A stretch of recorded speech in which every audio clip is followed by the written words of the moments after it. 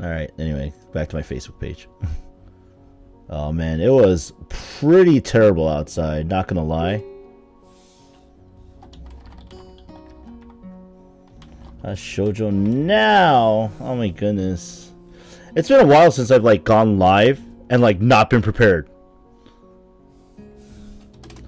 Or rather, I never go live without being prepared. And then today's like the one day because I am now, what, 50 minutes late for starting this one?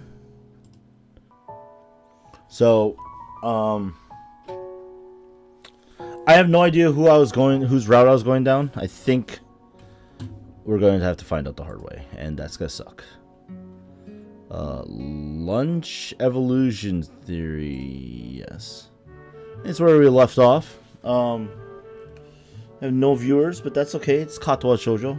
Visual Thursdays, starting about an hour late. Oh shoot, my head hurts. Might be because I just kind of ran through as much as possible before finally being able to sit down and actually play the game because I wasn't home. A lot of driving. Anyway, I feel very tired this morning. Probably because yesterday itself was a very tiring day. On top of that, I woke up far earlier than necessary. They're saying hi to Shizune and Misha. Start doing the work as instructed from the board. Already looks like today's going to be heavy. I don't have a problem with that now, though. Shizune and Misha might jump on me trying to get an answer about whether or not I've decided to join the student council, even if it's just one day. Very true. I wouldn't put it past them to try, and I don't have an answer for them if they do. So this situation is convenient for me. Also, I forgot to open... Gotta get, like, my Nightbot ready, just in case I need to add something. Like a custom emote or whatever. But we'll see. We'll see how it goes. Anyway. Okay. About 10 minutes into class, Hanako walks in and takes a seat. No one looks at her. Teacher doesn't even comment on her lateness. He does, however, stop us to say that we're going to break into groups again. Turn my head and see that Shizune and Misha are looking at me. Shizune gives me a smile that is equal parts cute and menacing. This is a smile that says, "We have you now. There is no escape." He-chan! It looks like we're together again! Yay, yay! Misha leans sideways while Shizune pushes her desk closer to mine. There really is no escape now unless I were to jump through the window. Jumping out the window isn't the best option, sadly. Wait, what? Shizune's just like, ha. That's like the resign yourself face, right? What's wrong, He-chan? Oh, He-chan. Have you been thinking about what you said yesterday? You said that you would think about joining the student council, didn't you? It's okay, He-chan. We were talking about it after you left. And it would be rude to expect you to already have an answer for us this early. Right? Right!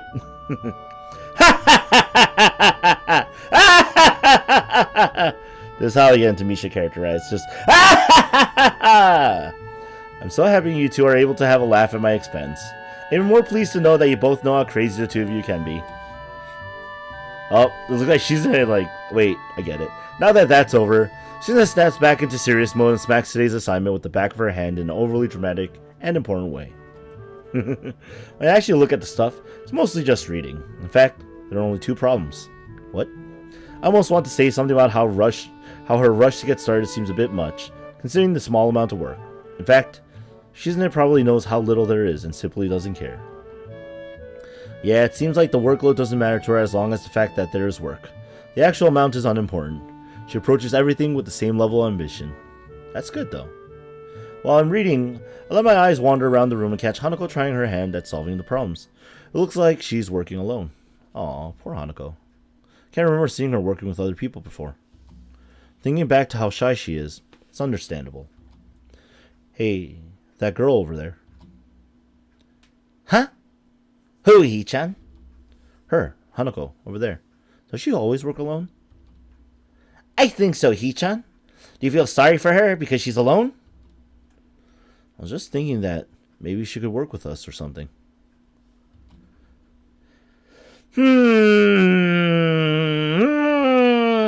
No! I don't think that would be a good idea, Hee-chan.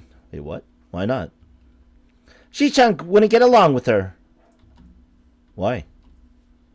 Misha shuffles around the question, letting out a laugh that sounds very strange. That's my strange laugh.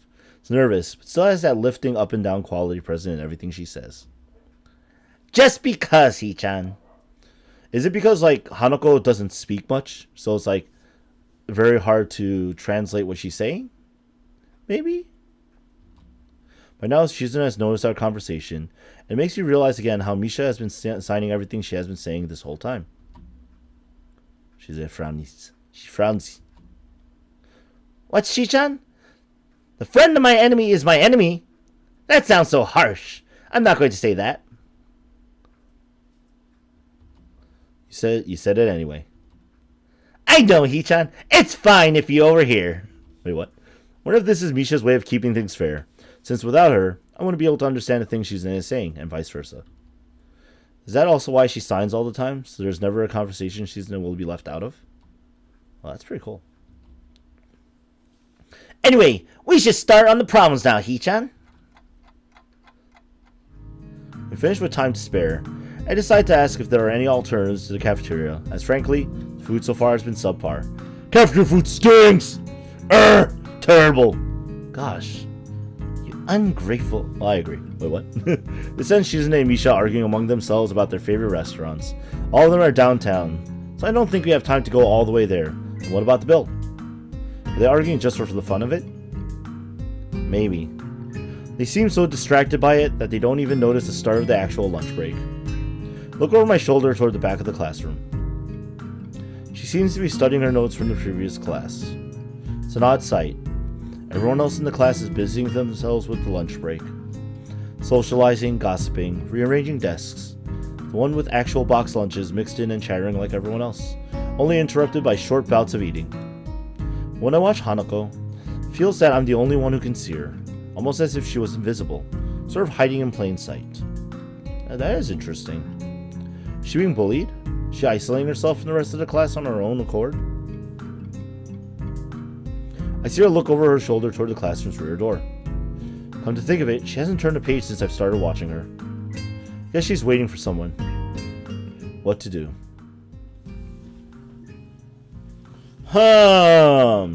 And so this is the problem, because without good old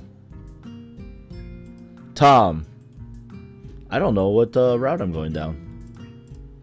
So I now get to choose which route we're going down. And I know Tom will not like me because I'm going down a different path. Okay, so I'm just gonna read my book. Nips. Anyway, ladies and gentlemen, welcome to Visual Thursdays with yours truly, anime fan RK2K. Don't forget to smash that like button and subscribe. That's for YouTube. That's for the YouTube real upload. I'll probably go up in like 2 weeks of this. Realistically, assuming it stays in, which it might not, because last week when I live streamed, I had a car accident on the way home. The car went bump and slid down the hill, which luckily wasn't serious, but it was a wheel bearing, and that cost me money. And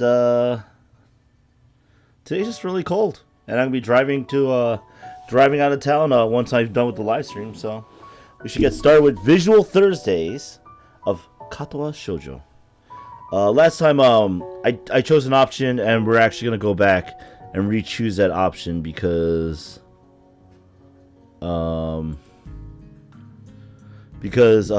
I found out that our routing, the way I went, would have gotten nobody. I want to get an ending. I want to get a good ending. So we're going to get a good ending. Hopefully we won't run into any other naked men this time. We might have to. And we're going to go talk with Kaneko. Let's see. I still feel bad for making her run away yesterday, so I better say something. Hey there, Hanako. Hisao. Well, at least she remembers my name. Hey, I just wanted to apologize for yesterday. I didn't mean to startle you or anything. Your Wi-Fi is messing up. Oh, man. I'm just new here, and I thought I should get to know my classmates. As Hanako looks up at me, I notice her scarring once more. It's a little bewildering that you can barely notice it from across the room. It's so noticeable from close up. Oh, and it's on her hand, too. Oh, that's okay. It was my fault. Nah, that wasn't anyone's fault. It's just kind of happened. So, are you waiting for someone? Saw you looking at the door before. Yes, Lily. Oh, you mean Lily the blind girl? Hanako nods in response. I can't help but wonder if defining people through their disabilities is a faux pas of the worst kind or just normal here. I guess that explains why Lily took off after her yesterday. Seems like a nice girl. Are you two friends? Yes. She's talking to us! Yes! We scared her 2 weeks ago. And we're here to undo that. As if hoping for Lily to appear, she checks over her shoulder again. I think I make her nervous again. I hope I'm not disturbing you right now. No, that's not it. It's just easier if Lily doesn't come here. What?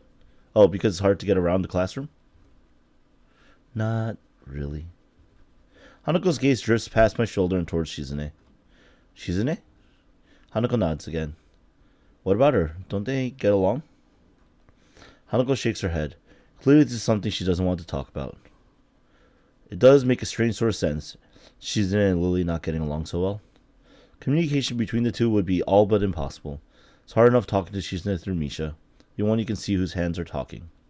Hanako is so focused on Shizune that I am the first to notice Lily at the door. Oh, she's here now. Hanako spins around to confirm this. Upon seeing Lily, she moves quickly to the door. Whoa, what is that? Blushing? Lily. Hanako. Good morning. Is the president here?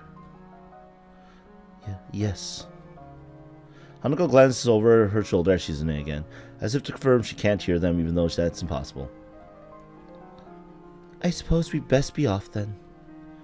Lily's sigh and tone of what seems like frustration makes me raise an eyebrow. I guess there's some kind of enmity between the two. It's intriguing, but that's not really something I'd ask about. I'm sure if they wanted me to know, then they would tell me. It's only my third day here. I should be trying to make friends, not finding out why people are my enemies. Still, it's a little funny to find out that this school has little feuds, just like my old high school. Even if people are more tolerant of others, they're still going to get on each other's nerves. Hey, this is a nice song. It's a really nice background. Ooh, yeah. I like it. Hey Lily, how are things? I'm sorry I made you run off yesterday. Oh my, is that Hisao? I didn't realize you were here. Seems that Lily is a little embarrassed about being so frank in front of me. So sorry, Lily. I thought you realized. No, it's alright, Hanako. Hisao, please don't worry about yesterday. It was just a misunderstanding. If you say so. I'm still working this place out. Well then, I think you'll find most people here a lot more forgiving than elsewhere. If you're feeling a little confused, please don't be afraid to ask questions. Sure, I'll remember that. Hey, Lily. Lily gives a small nod of acknowledgement. I'm sorry, Hisao, but we must be off. Hanako really doesn't look all that comfortable here right now, and Lily still seems a little embarrassed. I wonder if my apologies really made any impact. Mind if I accompany you two? I'm kind of pushing it, but Lily hums quietly, still smiling. I'm sure that we could accommodate you, can't we, Hanako? She looks at Lily, then at me, and then she freezes wide-eyed. Sure. So what are we going for? Apparently we can go for either Lily or Hanako. So maybe both? What? Actually I'm not sure yet. I think I will go for... I'm not sure if which one had a slight spoiler for the other. in this route. Both. Oh, is it my choice? Oh man, I mean Tom, if you're gonna make me choose, you know who I'm gonna choose? I'm gonna choose blonde. I love blonde girls. What? Well then, shall we go? I mean what? I'll make a fair and just decision based off of who the chat wants me to at that time. Well, totes. Will not also purposely call in people who like Lily more. What? And hey, how's it going, Tom? There's no harem king. I don't think so anyway. I'm sure Lily wouldn't do this so easily if she saw how scared Hanako looks. But it can't be helped now. Yeah, I've chosen right with Lily. Yeah. Lily's a good choice. Yes! She's so awesome. She makes tea. I like tea. I should have made tea. I'm still drinking soda again, but which is kind of funny because I was like singing my heart out in some karaoke before. The unfortunate cut out early. I sang some fun Disney songs. Rin is still better, and there's no harem route. Oh yeah, like when I met Rin, she was pretty interesting. I mean, I never met Rin ever. Yeah, I mean, I'm not gonna lie. In Versailles, I like my Michiru. Yuko is also better. Oh. She makes you tea, sure the D. Oh man, right back. What? Anyway, colliding after the deal is sealed would only cause confusion and problems. So I'm terrified about this photo anyway. I mean, King, we already know I like Michiru from Versailles. So we leave all three together. Yeah, we're skipping, except not. Lily walks beside the wall, letting her cane gently tap against it every now and then. Hanako comes along right beside her, so close that she's practically half hugging her as they go. Although it must make her walking that much harder, Lily takes it in stride.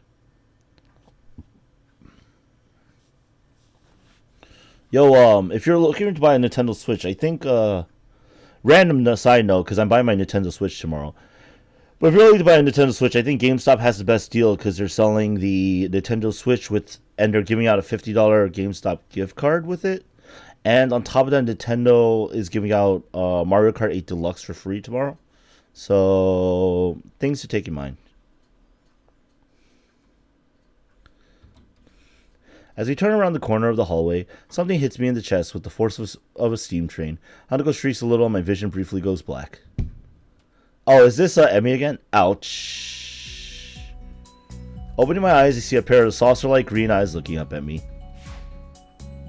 It belonged to the perpetrator, a short girl who bumped into me and has now fallen down onto the hallway. Huh, I don't remember any of this. Nope. She wears a PE uniform and a very worried frown. The former strikes me as a rather strange thing to have on during a lunch break. More striking than that, though, is that she doesn't have legs. Or she does, but they are not flesh and bone. Her pale and very much flesh and bone thighs end in shins and feet made of some black metallic or plastic-like material. DM me with a friend code when I get it? Yeah, sure. They look disturbingly artificial and unnatural. It almost makes you forget that my chest is hurting. She got the upgraded hyper legs. Yeah. The girl winces a little, rubs her nose, and jumps up. What was the voice I gave her? I mean, this is the first time I ever met Emmy in my life. I don't know who she is. What?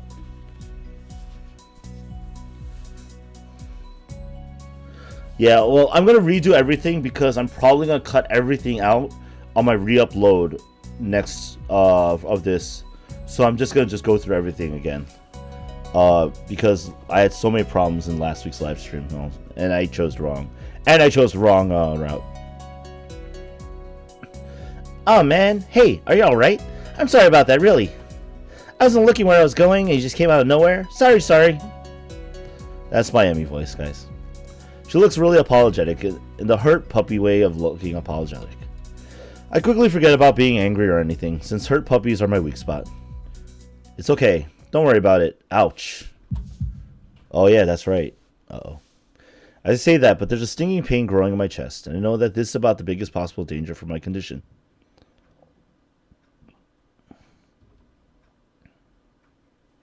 Don't overexert yourself. Don't forget your medication. And most of all, don't get hit in the chest. Tried to rub my solar plexus to chase the pain away, holding my breath in an attempt to hear my heartbeat. I know, right? Rebecca, thank you. Why everyone else is like, oh, whatever. I'm like, I thought this was from a horror game, that portrait. No, it's just from Katawa Shoujo. Rebecca, that is pretty cruel. It seems normal. Hey, should I get a nurse? The worried, high-pitched voice of the girl snaps me out of it. I stared at her for a few seconds, dumbfounded, till I realized that I probably looked worse off than I really was, doubled over myself and looking all tense. Damn, I'm overly worried about my heart. Like a funny Dark Souls player character? Really? That portrait does? I don't know. No need. I'm fine. Managing to say something in response, I pull myself upright, feeling my sore ribs one last time and take a deep breath. Just knocked the wind out of me, big time. It's nothing more than that. You sure you're okay? I hit you pretty hard. It's okay, said I was fine, and nothing's broken. No harm done. That's good, I was. Hisao, what happened? She's not quite up to speed for obvious reasons, but she sounds very worried. More than what the situation deserves, really. It's the Dark Souls of visual novels? Uh-oh. Someone just bumped into me. Nothing serious, just winded. Sorry, it's my fault. I was just going to get some stuff, and I was in a kind of a hurry. That someone here, is it?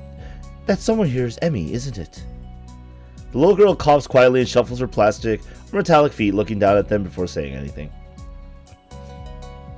Hi, Lily, Hanako. Almost killed by a hecking cyborg like 5 minutes in. Are you sure this is a cyberpunk adventure? Well, I don't know.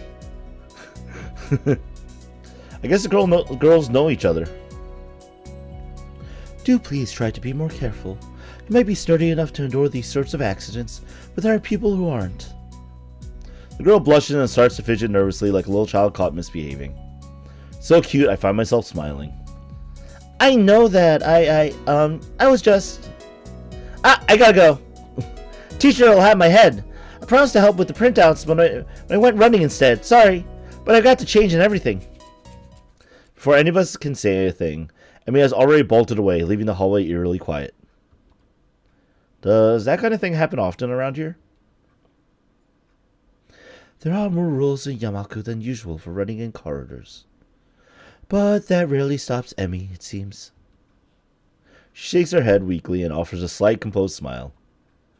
I don't think there's anything we could do to stop her, I'm afraid. Shall we be off, then? Lily heads off along the hallway, and Hanako hurries after her. The route to the room the two use for tea is fairly simple to retrace, being still fresh in my mind from yesterday. Lily and Hanako quickly go about the business of making lunch. Before I can even open my small bag of food, Lily's busying herself with her thermos and tea bags, as Hanako is setting out both their lunch boxes. So is this what you meant by coming here almost every day? Yes, Hanako and I usually have lunch here. It suits both of us, so we ended up using this room regularly. Yes, I already know that King. That Kingdom Hearts 3 is in the final debugging phase. I've heard. After seeing Hanako's reactions to me over the past couple of days, I can understand why that is a boon. That and Lily being able to get some quiet away from her class as well. I take my seat last after Lily's poured the tea for us and sits down. Aw, look, we're all together, guys. Hisao, Hanako, Lily, window, cord to blinds, table. Yeah, I know. I really like these backgrounds. Like, everything's very beautiful, actually, in this game. Like, the art style, the art and the characters and the music. I think it's all very beautifully done.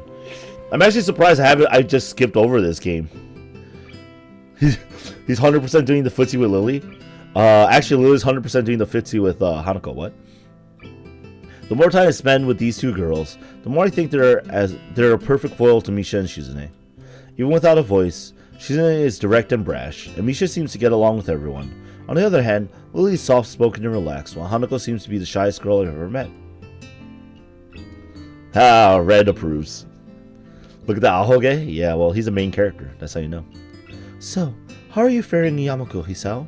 You seemed a bit flustered before.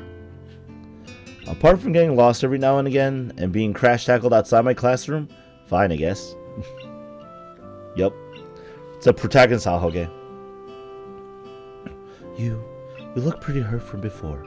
Are you okay? Are you really okay? For a brief moment, I considered telling Hanako and Lily about my condition, but then I hold it back.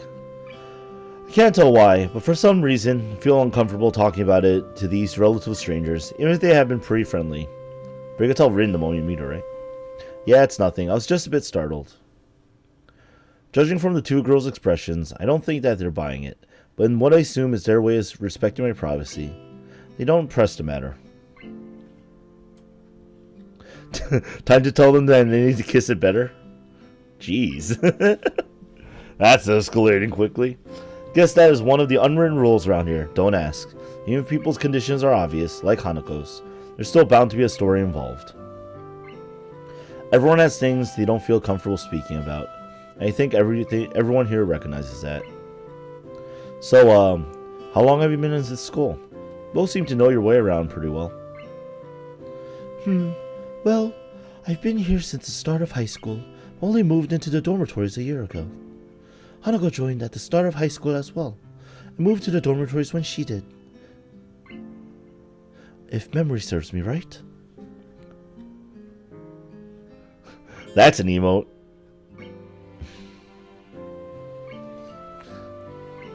King, because sometimes you want everyone to be a main character.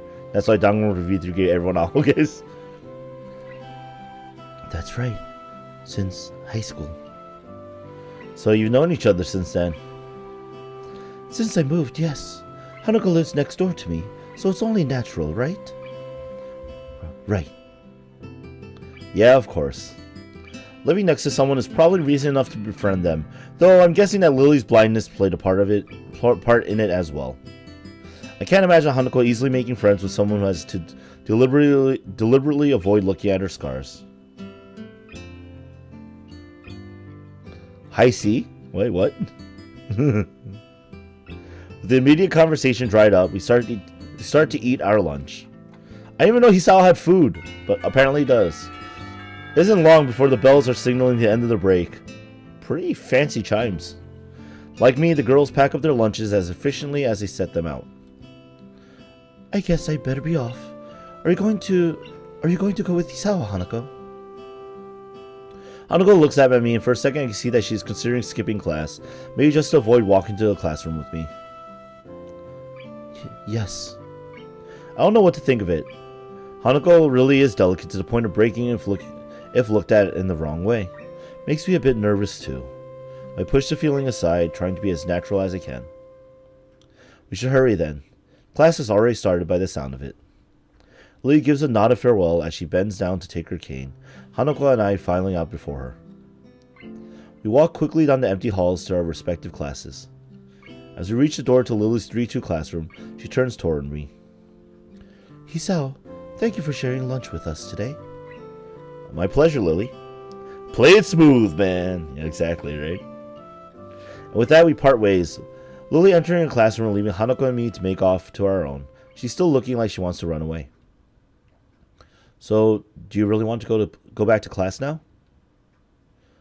Yes. Okay, then. I feel like I should say something more to her, but it's hard to come up with anything that would be appropriate and safe enough. And Lily was right. The more time we spend out here, the more explaining we have to do. I open the rear door to the class and walk in. Teacher looks up at me and opens his mouth to say something. However, as Hanako follows me in and closes the door, he simply nods to us and continues his lecture. Yeah, well, you know, man's gotta do what a man's gotta do. This is the third time that Hanako has had her truancy practically ignored. There's definitely something going on here. We make our way to our seats, and I notice that Misha and Shizan are both missing as well. I wonder if it's some form of informal agreement with the staff, or if it's a perk afforded to the unique students of this school.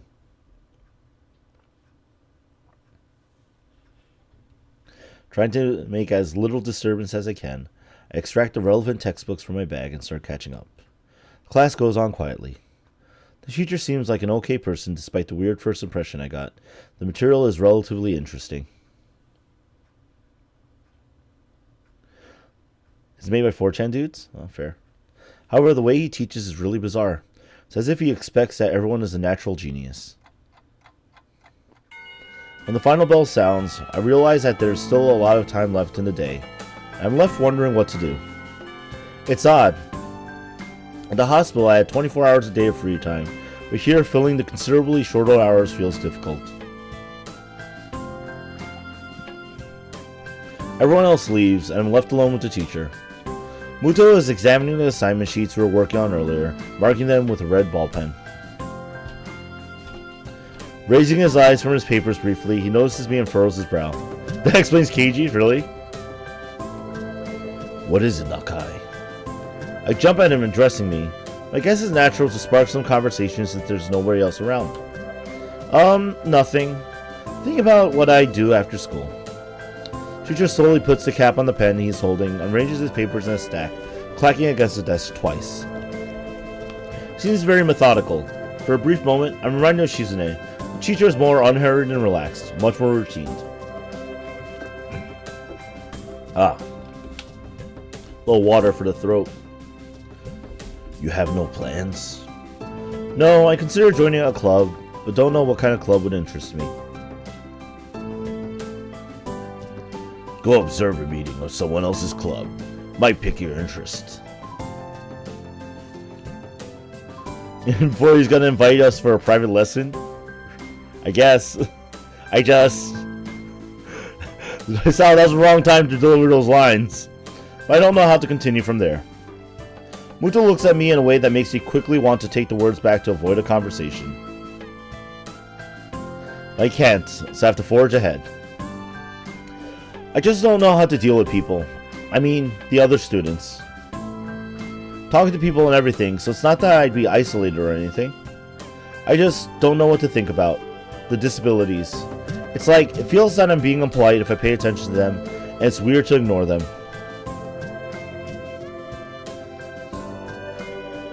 Gotta be a little into these VNs, huh? Dating sims? Damned if I do, damned if I don't. Catch 22s. The teacher scratches his cheek absentmindedly, looking very unresponsive. These things are only an issue if you make them one. You can't talk normally with someone, even if they are blind or something. Trying to look behind the superficial. There's not a single student here who isn't just a normal kid behind whatever they might seem at first glance. Yeah. He says the same thing as Yuko did. I know they're right, but it's hard. How can you not consider, for example, she's in his deafness, when the only way to communicate with her is to talk through Misha? Yeah, you're not supposed to, you're not supposed to stream, Katawa Shoujo with it on. Not supposed to. Or Hanako, it's not like you can ignore her face. But I'm interrupted by the door of the classroom suddenly slamming open. Teacher! It's your Misha time, guys. Misha crashes in. Literally. She just banged the door open like, she's a fucking Misha punch! My drill hammers will pierce this door! Right? So I mean, just stream on Pornhub? Well, I don't think so. Misha crashes in, hands straight in an enthusiastic greeting, her voice loud and lively, enough to wake the dead from their graves. And the zombies are like, oh my god, it's Misha. I think I made that same joke last week. Huh. I don't know. I'm a simple person. I make the same jokes, but... She starts towards the teacher's desk with her bouncing step, hands energetically swinging with the rhythm, like woo, woo, woo, woo. Muto, visibly dismayed at the interruption, and Misha in general, slumps in his chair. Mikado. Misha stops in her tracks and looks around cluelessly, as if she's sensing from his tone that something's wrong but has no idea what. Yes! We have talked about volume control before. Yes! Foiled again. But she doesn't lower her voice at all, and the teacher just rubs his eyes. So, what is it? We need help. We are running out of supplies for the festival stands. This is a distress. This is my indoor voice. Basically is what happened, guys. She waves a pink slip of paper she's holding. So, go get more supplies from the art room. What's the problem with that? Plywood! Plywood is always the problem. Last time we wanted more, there was only a little. But that time we just took it all and went with that. King, don't assume. And we don't know. Now there's none left there. So do you know where there is some? I don't understand. How would I know? Chi-chan. I mean, the president thought that a teacher would know if there's plywood. Was she wrong? Muto looks like he's in great pain, frowning with his entire essence, and Misha doesn't get it at all. Looking at the two of them communicate is terrible, like looking at a man being tortured by drilling his skull open while blasting pop music at full volume at the same time. I'm afraid I have no idea if there's any plywood in the school, let alone where it would be if there was any. Ah, what should I do? Perhaps try to find Mr. Nomiya. I'm quite sure he would know where to find everything you need.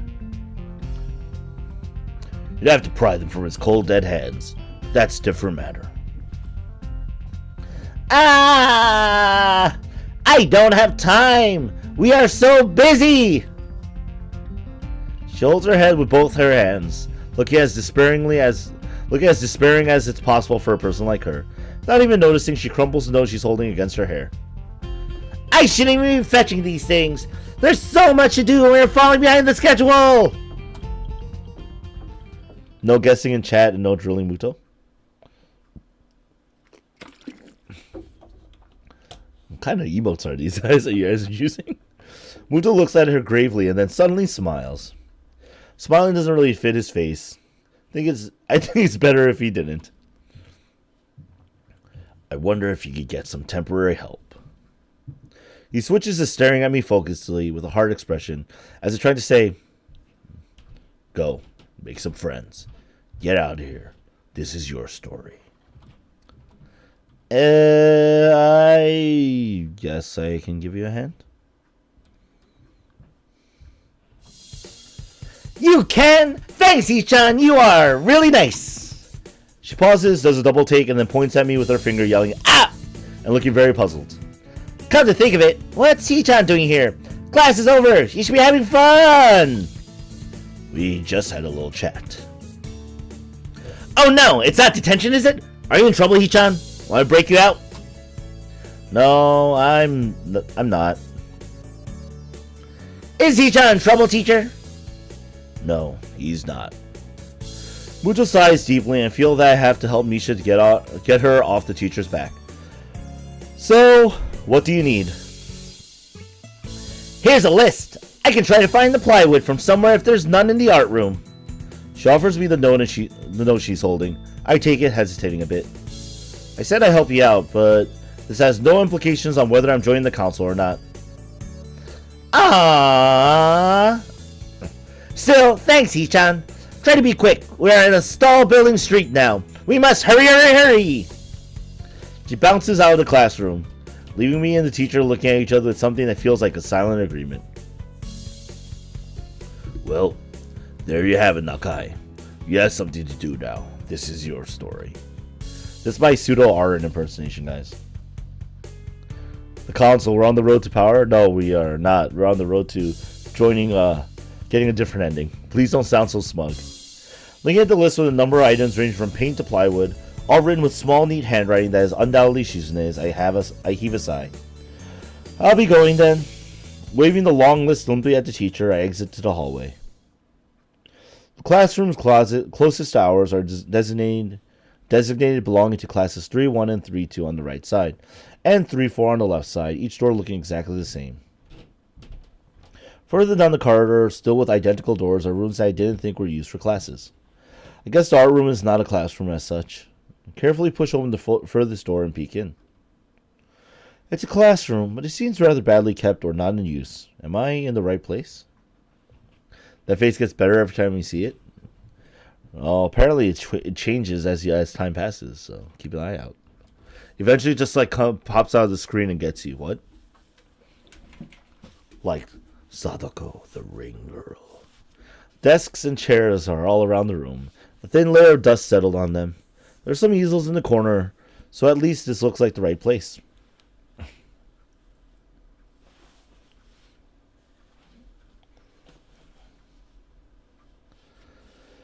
The room is flush in sunlight from the big windows, shadows creeping all over the desks. Specks of dust are dancing in the stagnant air, making the beams of light almost visible. Jokingly, I call into the empty room.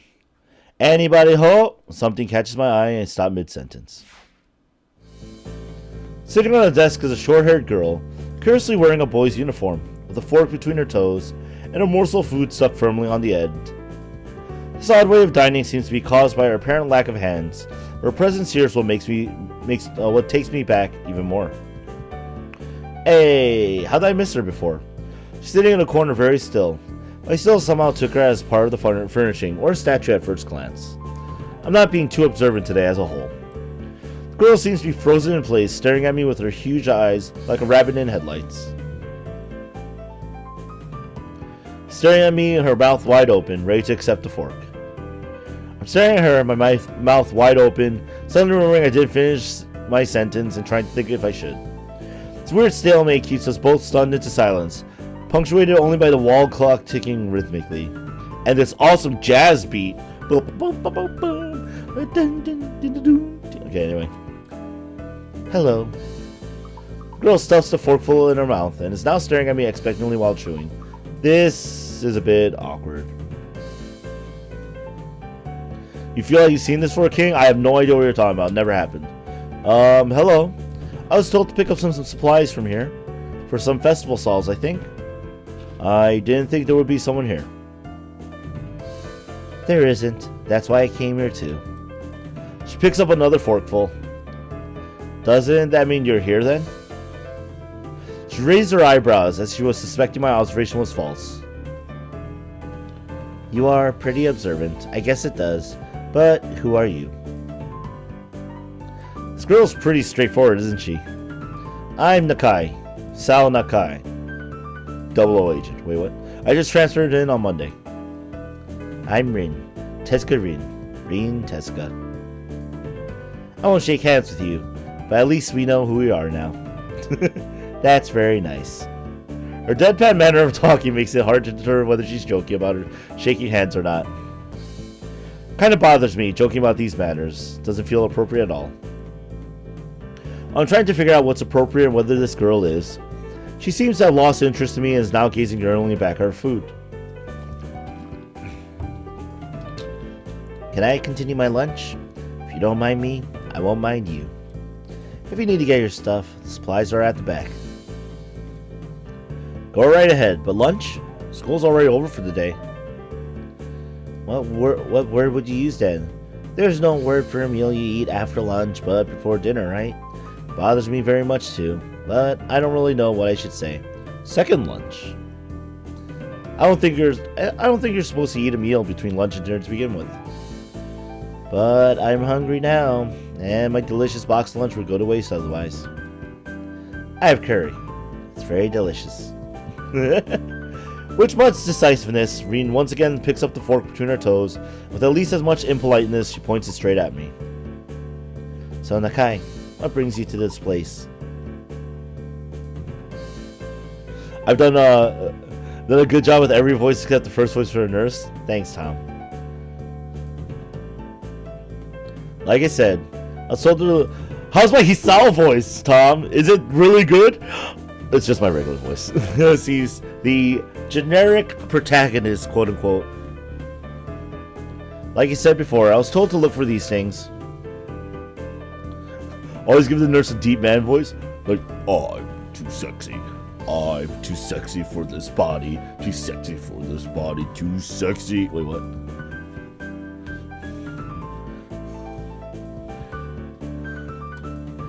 No, the school. From outside you look fine. Is your problem inside? I come to a full stop, opening my mouth but not getting a word out. I can guess. I'm good at guessing. Better than most people. Rin cuts me off before I can answer her question, or skirt around it somehow. I don't know which I would have done. Froze in front of this issue again. I haven't even told anyone here about my condition, or maybe it's only because it hasn't really come up. I do get the feeling that not making issues of this. I do get the feeling that not making issues of this is a part of the social code here, as the teacher said. I wonder if the people here could relate. Probably not any better than any normal person could. Can't relate to Shizune's circumstances, or Lily's either. Naturally, while I go through this in my head, Rin keeps considering what my condition can be, with an overtly contemplative look on her face. She puts her fork between her lips and leans back, looking at the ceiling as if the answer was written up there. Look at this My Hero Academia girl in the making. Okay. Oh yeah, that's right. We have to make all the same jokes we made last week. Oh yeah, this is based on My Hero Academia school. Something Kenji. Something dark side. What? A beam of light illuminates her face from the window side, creating a mask of dark shadow on the other side. I don't think it's anything in your head, and something in your guts would be boringly ordinary, like this lunch of mine, and less delicious. The problem must be in your pants. That is still a great line. This messed up Sherlock Holmes kind of statement, a sheer lack of tact it was delivered with, catches me completely off guard.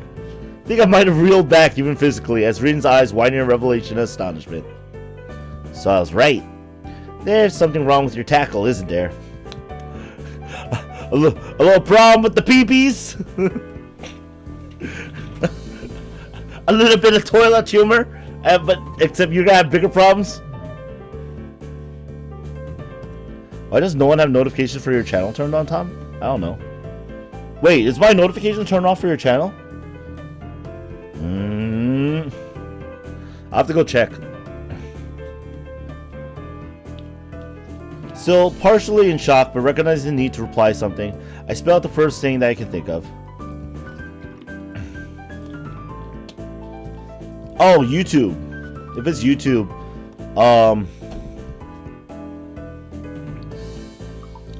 you have to press the bell to turn it back on. Actually, that reminds me, Tom. Thanks. I have to press the bell because you're doing the Time Tenchi playthrough, right? No, nothing like that. I have a heart problem. Arrhythmia. I said it. More like blurted it out, but I said it. The girl in front of me purses her lips together and glowers at me, looking very disappointed. How boring. Trouble in the pants would have been much more scandalous.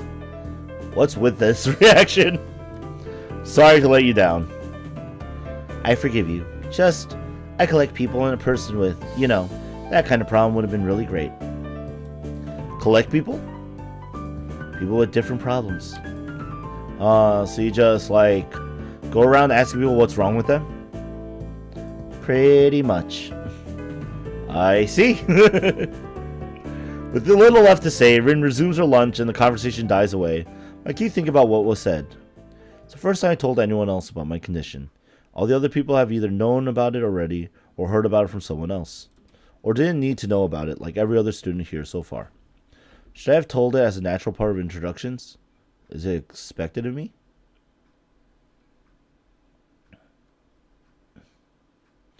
Yay. Hi, I'm Hisao. And I'm an alcoholic. Wait, what? I have a very serious heart condition. Is that how I'm supposed to go around introducing myself from now on? I mean, I do it all the time to myself about my problem. I go with people like, "Hi, my name is Anime Fan RK2K. If you can't tell, I have a problem. It's called anime. I mean, I'm not gonna cure it. There is no cure." And if you'll excuse me, I have to go marathon like 2 slice of life series because why not? As if our disabilities would define us. What a disgusting thought. Or maybe this Tezuka girl just has an unnatural interest in such things. So walk to the back of the room to pick up the items on Misha's list. A chance opens to study reading from the corner of my eye. Her is a burnt auburn, almost orange, and cropped short. Long hair would have probably been possible with no arms. The boy's uniform and the lack of arms makes her look very thin, almost scrawny. There's a cure. Is your Wi-Fi going down? Tom, actually, I'm holding in my hands the complete series of Bento on Blu-ray and DVD.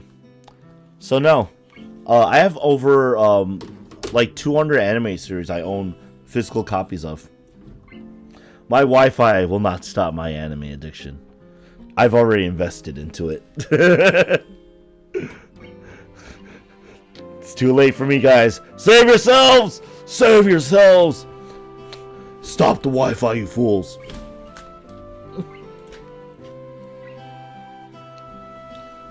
A house fire? Well, if this bitch going down, I'm going down with it! I said I'm gonna save my anime and still survive somehow, don't worry.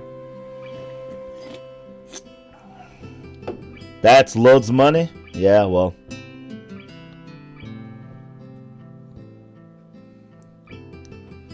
Anime isn't a disease, it's an evolution? I don't know about that. We put evolution in the word Dragon Ball and we got something really terrible. So I'm not so sure about that. She's not particularly pretty, except for her murky green eyes, which flicker restlessly from below her short bangs even when she eats. Really? She looks pretty cute, Hisao, jerk. The distance and the shadows make it seem like they don't reflect sunlight at all, but instead absorb all of it within them like deep walls. Deep wells, I mean. Oops. She moves her feet almost as deftly as a normal person would use their arms.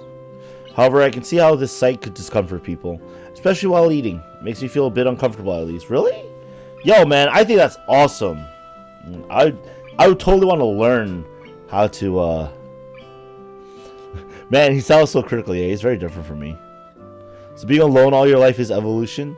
Tom? It's called Sage Mode.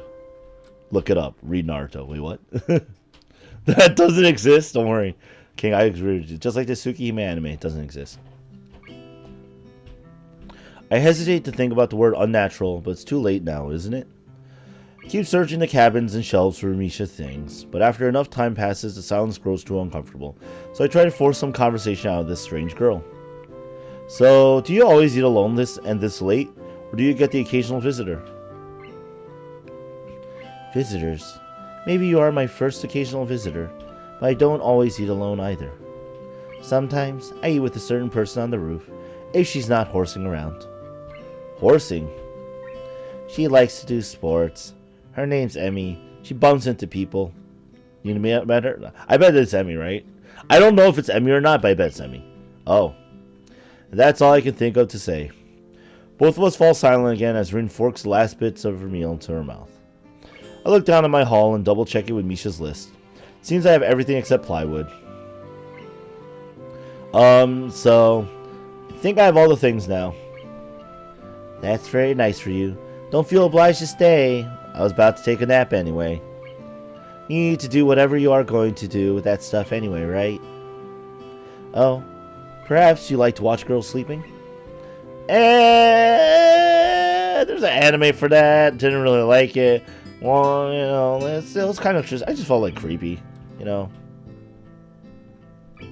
Got the chill school schedule down? Yeah. Dude, she's an inspiration to us all, guys. This is how our high school days should have been. Eating food with our feet and taking naps after school. What? I'm not sure what to make of this, but Rin looks serious. Even if I did, I think I have to be going. I'll catch you around, Tezuka. You can call me Rin. I feel that our relationship at this point is good enough to warrant this much. I was already turning to make my exit, but she draws me back in. Fine, then I'm Hisao. Then you are. Rin looks at me hard in the eyes, but that intimidating feeling you get when someone stares at you isn't there. It's like she's actually not looking at me at all. Dude, have you guys never taken naps at your desk in high school? I used to get in trouble all the time because I used to do it in class, but that's beside the point. The good part is I did. Wait. That's what Rin does. She blinks a couple of times and can't figure out why a pause like this just popped between us out of nowhere. See you later, Hisao. Something like a tiny smile there on her face, maybe. Quietly back out of the room as I shut the door in front of my face, I whisper to myself, what an intriguing person. From inside, I hear a muffled sing-song voice. I heard that. What did she hear? I jump at the sudden interference of Misha, who I had not heard approaching despite the completely empty hallway. Like a ninja, Misha approaches. Ha ha ha ha! Basically, right? Somehow she had gotten to jumping distance of me without making a sound. Creepy. It briefly reminds me of Kenji's nutty theory about a global feminist conspiracy, but I push that thought aside. Who's the best girl so far? Probably Lily and Rin. I like them the best. I like Misha, but only because she's loud. It's just fun to voice act her because she's like crazy. Ha ha ha! Wah! She's just standing slightly behind Misha, looks aloof, as she couldn't have heard the remark that drew Misha's attention, but Misha is visibly excited. No, wait! More importantly, who's in there? There's no club meetings today! Ah, man of culture. She tries to curiously peek past me, even though the door prevents her from seeing anyway. What are you doing here? You took so long that we had to come check what's wrong. That's no good, Hee-chan. She wags her finger at me scoldingly. Like, dun. I found plywood, but everything else is still missing because you are tardy. Sorry. I got the things here. I was just going to bring them. I have a fine taste of waifus. Hell yeah. Work faster, slave whip. Why that face at the end? I think you were up to some mischief, Hee-chan. Who was in there with you? I wonder. That's a Rena, actually. I shouldn't do that. Misha signs something quickly to Shizune, pointing at her own ear a couple of times. Oh, Shizune immediately pushes her way past me and opens the door into the classroom I just left. I can only imagine the shock she is experiencing. With Shizune's diligence and attitude, the insolence of daring to deface school property by sleeping on top of it must be too much to bear. Nani? And indeed, she stares at Rin, frozen in place apart from the slight but noticeable trembling of her shoulders, from suppressed rage, I'm sure. That is the face with the little carrot mouth of... Sorry, Misha, we joined Doki Doki Foot Fetish Club. That's a very strange club. Hey, you have to be chill like Rin. Instead of blowing up, Chizune just takes a few deep breaths, adjusts her glasses, and slams the door shut, turning to sign fiercely at Misha. Maybe she did blow up, but I can't understand. She's a very loaded stare at me too, as if it was somehow my fault that Rin is sleeping on one of the tables. There's no problem with that club, I swear. Tom! Are you implying? Are you saying something? Oh, she's not getting any funny ideas about the reason of my tardiness. Hello. Rin's voice comes from the other side of the door, and it takes a few eye blinks to realize she might have trouble opening it. Open the door to find Rin directly behind it, looking at us with a half-interested, half-sleepy face. Hello. The goddess we follow is also great. Shizune is like, Miss Tezuka, what do you think you are doing? You absolutely are not permitted to use school property for such, disgraceful activity! It sure is suddenly very crowded in here. I didn't know I was this popular. Sorry, Tom. She's second best for me so far, so I probably will leave with you in that. It's hard to say whether she's happy or unhappy about this turn of events. Screw those school fascists? Well, I think the point of the game is you will... Wait, what? At any rate, she ignores Shizune and Misha's scolding, so they have no choice but to drop the issue. She then taps Misha's shoulder, points at Rin, and makes some quick signs. Wait, Rin's gonna use her feet for fighting? What? This isn't a fighting game. Oh, excuse me. Popularity aside, please don't do that anymore. She says like, anyway, how's your project going? Will it be done for the festival? Rin looks at that blankly, apparently at ease under the pressure Shizune's cold stares putting on her. I keep wondering about that myself too. You need me to do the Misha route next? Well, maybe. Shizune doesn't look happy about that response. And just riding. I mean, that's a big stretch. Say Rin's riding. How does Rin wash her feet before eating if all the bases are in the washrooms? She probably gets help from like Emmy or someone. I mean her sports friend. And she could always have like moist towelettes on her. You know. Do a little towelette rub.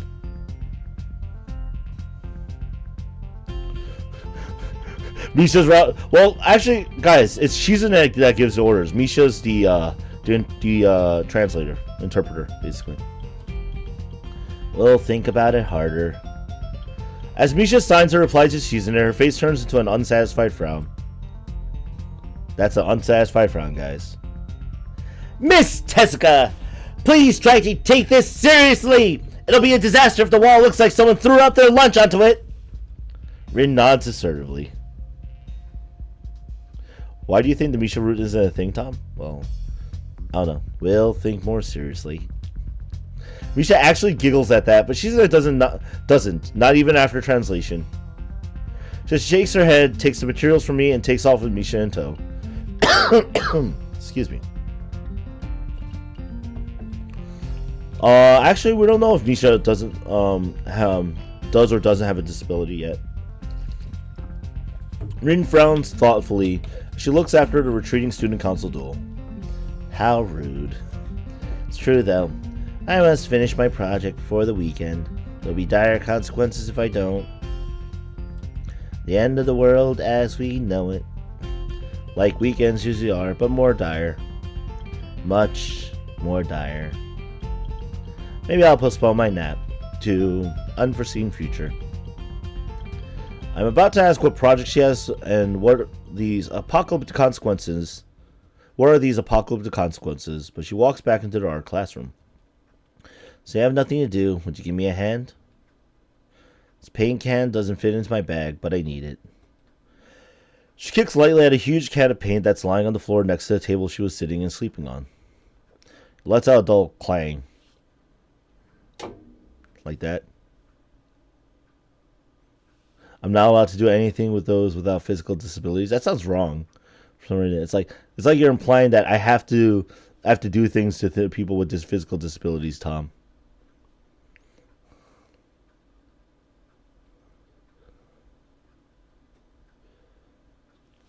You think riding from Metal Gear Solid 4 when you see someone armless? Fair. I mean, Rin probably still has arms though. Like, just you don't know how much or how little yet. Being the gentleman I am, I naturally pick it up. Ho ho ho! I'm a gentleman. I will pick up this cat. Oh God, it's heavy. Yeah, sure. What do you need to take it? Away. Away. And with that, she takes off to the hallway, me and the paint can following since there's little choice for either of us. The hallway is quiet and empty now with Shizune and Misha gone, so we two leave toward the stairwell at the other end. Ooga booga booga picture. Every 10 or 15 or 20 steps, I have to change the can from one hand to another because the thin handle cuts into my palm. At least it keeps my arms from tiring too fast. Rin strolls on beside me with an uneven pace that I have trouble matching. Maybe I'm walking weird because of the extra weight. Seems one of us is constantly walking too slow or too fast, and I can't figure out which. 2 flights of stairs below, trouble appears in the form of the head nurse and his fox-like grin. Ah, Mr. Nakai, what a happy coincidence. Tezuka too, of course. He nods courteously to Rin, who does not acknowledge him back. Then turns to me because obviously it's me who he had some business with. There is something I forgot to mention on Monday. Oh, it's time for our stoner nurse, head nurse.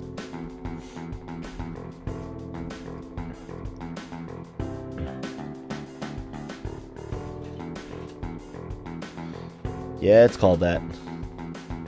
I nod and wait impassively because I can't even begin to guess what he forgot. The feeling of the handle delving deeper into my skin doesn't make me feel enthusiastic about this interruption either.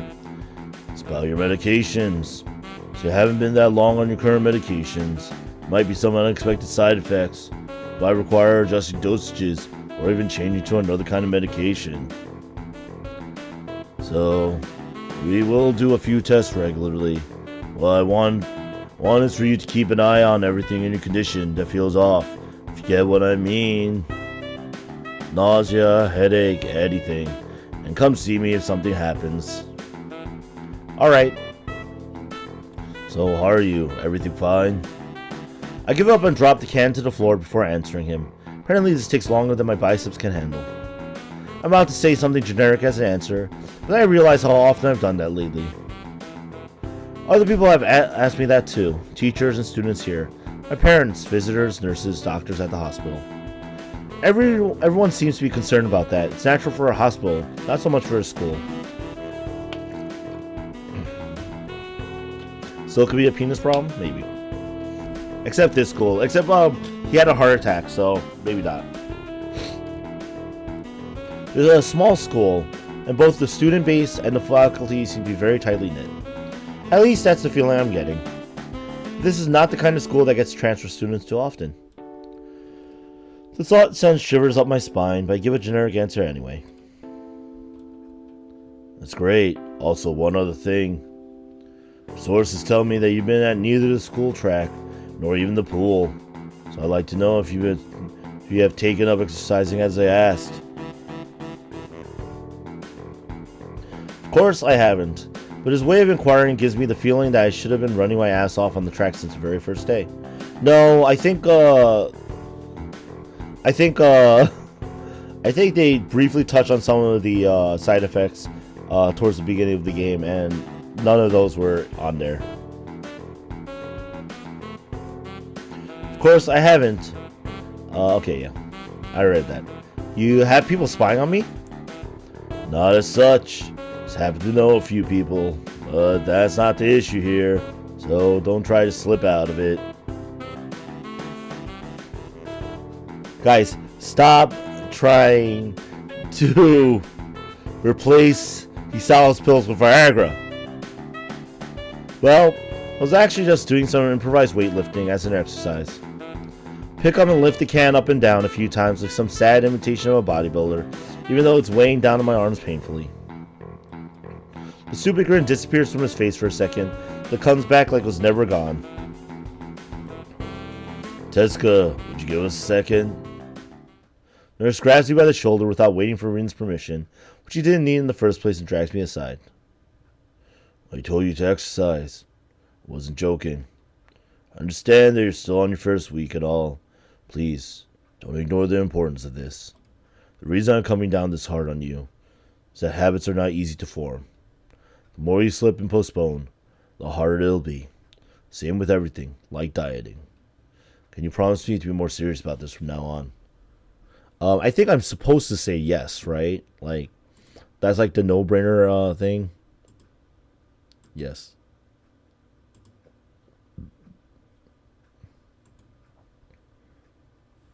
Right, Tom? That's a no-brainer. Like, I should be saying yes every single time I get here. Time to get swole. Right! Yeah, I promise. Definitely. Because I bet if you don't take this part seriously, it'll probably end up with like a game over Hisao dies, right? Because you're not taking care of your health. He studies me for a moment, then shrugs, smiling again. Okay, it's more like it. If you go to the school track tomorrow morning, me and my spy will probably have no qualms offering consultation to you if you want to jog a bit. Consultation? See you around. He leaves with a wave of his hand and no answer. I walk to Rin, who has been waiting idly, leaning against the hallway, and staring at the pale lighting fixtures in the ceiling. Even when I approach, she doesn't move her eyes off them. Nah, just not good? Okay. Probably bad ends. Miss stuff that will require me to get good endings. Are you getting medications for your heart thingy? Were you listening? Comes out more accusatory than I intended, accidentally lashing out on her. But even so, I don't really want to start talking about it. It just met her. It just met her. I don't know her. It's not her business. The nurse seems to be happily ignorant about confidentiality, too. Talking about that kind of thing in public. But it's not Rin's fault, is it? I look up at her, suddenly feeling a bit guilty, but Rin is just staring past my shoulder quizzically, held to it like a bird's. Sigh. I don't know why this is so hard for me. Feels like there's some inexplicable lock that prevents me from being more upfront about this. Yeah, they're from our heart. Talk to Best Girl. Will they make you better? No, not really. They just make me a little less worse. Rin keeps looking at me for a while longer. She neither says anything further nor displays any kind of emotion I could discern. Thankful that she doesn't. I think I'm still not quite used to all this. The hospital was easy, but I still haven't sorted my feelings about having to live a normal life with this disability. We leave the main building and Rin leads us onward toward the dorm. We stop at the small patch of greenery in front of the dorm building. The dorm is built on a slightly elevated ground, with a wall and a few trees that everyone has to circle around every time they come and go. It's probably the only inconvenient design in the school. The entire wall, made of the same kind of bricks as the building itself, has been covered with some sort of painting. Most of it is still mere sketches, quick lines drawn with black and white against the gray plastering that covers almost the entire length of the wall. Some places look a bit more finished. There are human faces and legs and hands. I can't quite say what the painting as a whole might portray. Stacks of what seems to be paint cans are arranged in piles on the ground beside the wall. See, the left side is hardly off the ground yet. It's because I couldn't get in the mood yesterday, so I gave up and went to meditate instead. Then it was suddenly morning. I have to work on it. The guys from art class are helping with the negative spaces and base surfaces whenever, which is a problem. It's easier to paint big areas if there are a lot of people and hands. The reach is better, and it's faster too. She goes on a tangent, waving a little with her arm or whatever of it there actually is, to demonstrate even though I got the point already. Kind of thing. The white cotton of her sleeve flaps around and makes me think it could look sadder than it does. But it makes me feel out of place, like almost every tangible reminder of the student base's special properties has in the past few days. This girl doesn't notice my dreary feelings, of course, or the fact that she lost me a while ago already. Just keeps on blabbering. So that's why I'm trying to figure out if there's something I need to figure out, and then figure that out before it's too late and all hope is lost. Why would the hope be lost? Because paint has to be painted, and then it has to dry, and then it has to be painted over with another kind of paint. Do you understand how primer works? Alright, it's time for Art 101. Sit down. Don't worry, I brought puppets. Wait, actually, can you control the puppets? It takes time. She finally stops, apparently thinking she made some kind of a statement that makes sense.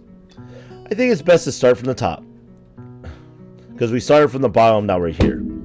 Wait, what? So, this is your project. You did this? Yes, yes. All of it? Yeah. Nice, but some of my words suddenly feel like I walked straight into the minefield of political incorrectness. It's okay, you can say it. I probably won't get mad. I blushed really hard. I don't really know what would be the right thing to say, if any. Feels that I'm way more sensitive than Rin is, though. This is really awkward. Nice butt? What? Don't you want to ask? How do you paint without your hands? See, I'm an easy person to talk to, right? With my feet. I almost guessed that already, but isn't that hard to do? You're good at guessing. Anyway, I don't think it is, but maybe I'm used to it by now. I can't get my mind around the fact that she could be an artist, but seeing how adept she was using her feet to eat, I figured painting might not be a problem either. Neither of us has anything more to add to the subject. The afternoon light works pretty well. I was afraid it would look too flat, but it's not like that after all. I think it's actually pretty interesting. I want to see what it looks like in dim light. Do you think it's flat? Yeah, well, paintings tend to be flat. Not like that flat. You know, flat. Like some people are. No substance, no meat where there should be some. I know a few girls who... Okay, I get it. But I couldn't really... I like how that... Flat is justice, though? Well, that's a different kind of flat, too. But I couldn't really tell. Not that good with art. I can't name many artists or artistic terms. So I don't really have anything to say. Rin shrugs her shoulders at that, saying, "Suit yourself." Without saying it, it looks up at the sky as if trying to look for something up there. I didn't think I'd get any actual work done, but if you give me a hand with the paints, I could do a little before it's too dark. Rin is justice. She looks kind of flat, I guess. I wanted to get a halogen lamp like the ones they have at the sports track, but there aren't any. Rin sure is quick to recruit my help, as was Shizune. Really makes me feel that the festival is such a big project that every pair of hands is needed.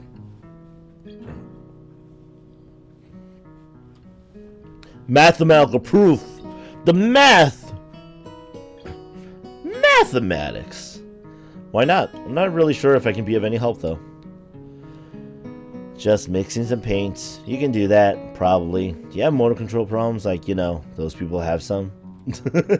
Cerebral palsy, maybe? Not that I know of.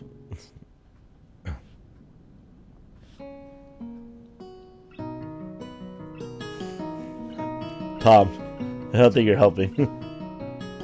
I get it. Heart thingy has nothing to do with that. She gives me a sly look for no reason. No, it doesn't. Let's do it then. Oh, my voice.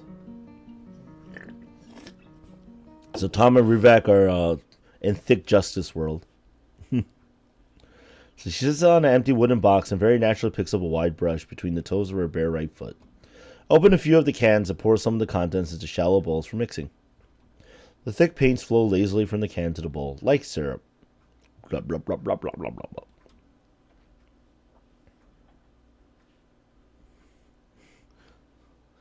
Judge Dredd, 15. Thick justice. The bad bootleg Judge Dredd promo no one asked for. Number 15. Okay. I mixed them, creating funny, hypnotic-looking swirl patterns that melt quickly into each other to form a new monotone hue. Rin sets to work every now and then, asking me for a hand with something or the other. Finding different brushes is easy enough, but mixing the paints to be the exact tone this girl is apparently seeing in her head is a frustrating ordeal. She wants precision down to the last milliliter before she is satisfied, but her instructions are obscure at best. Add half a splash of green. Crouch down to pick up the can of bright green. The other green, this green. Carefully pour some of the other green paint into the mixing bowl. No, that's almost a whole splash. More white. Is green a good color to add? No idea. You're the artist here. A hint of a smile appears in the corners of her mouth. Do you lack an opinion? No, it's just I have no idea. Burger what? Burger King what? That's a scary thought. It's okay, because I just got an idea. Add more white. This exclamation, I pour a minuscule amount of white into the bowl and mix it. Looks slightly whiter. That's no good. Has to be like the color when you wake up and you know that you saw the meaning of life in your dream, but can't remember it. Maybe it's yellow. Despite the impossibility of mixing a color like the change of seasons or any other nonsense that's being imposed on me, I find myself enjoying it more than I thought I would. Seeing a painting before Being born on the plaster wall feels like magic. Spend the moments I have between mixing paints, crouching down on the paving and just looking at her work. Feels slightly intrusive at first, like breaking some imaginary intimacy, but Rin doesn't seem to mind the least bit. Maybe it's just in my head.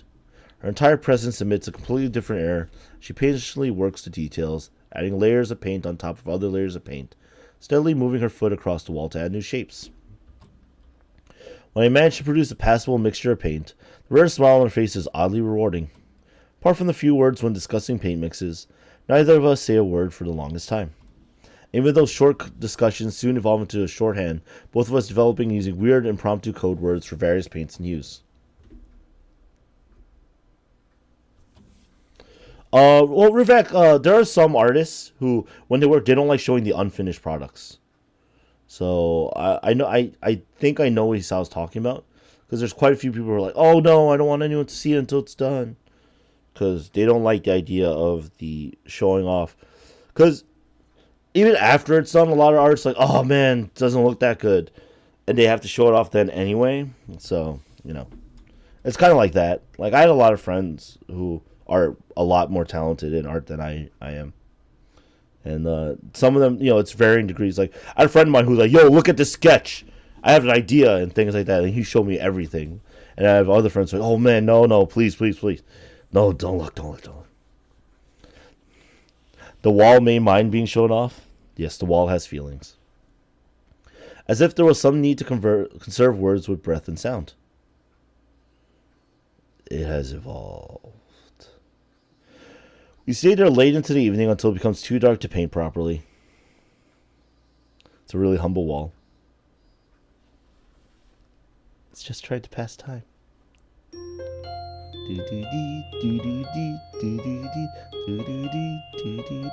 Katawa Shoujo.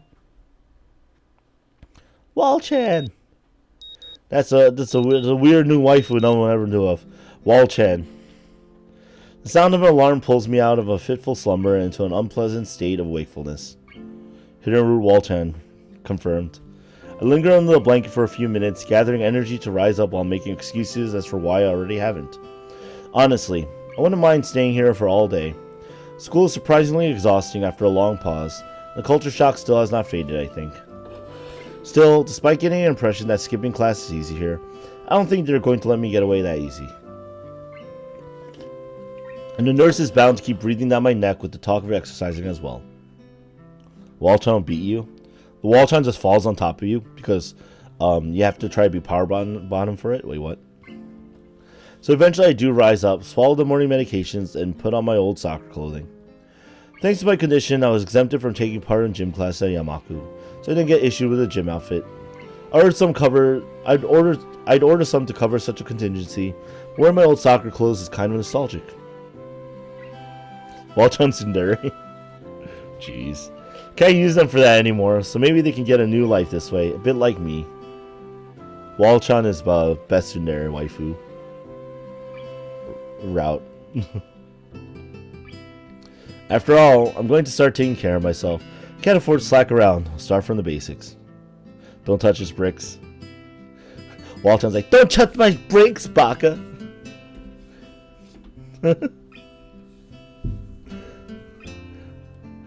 The painting's like makeup.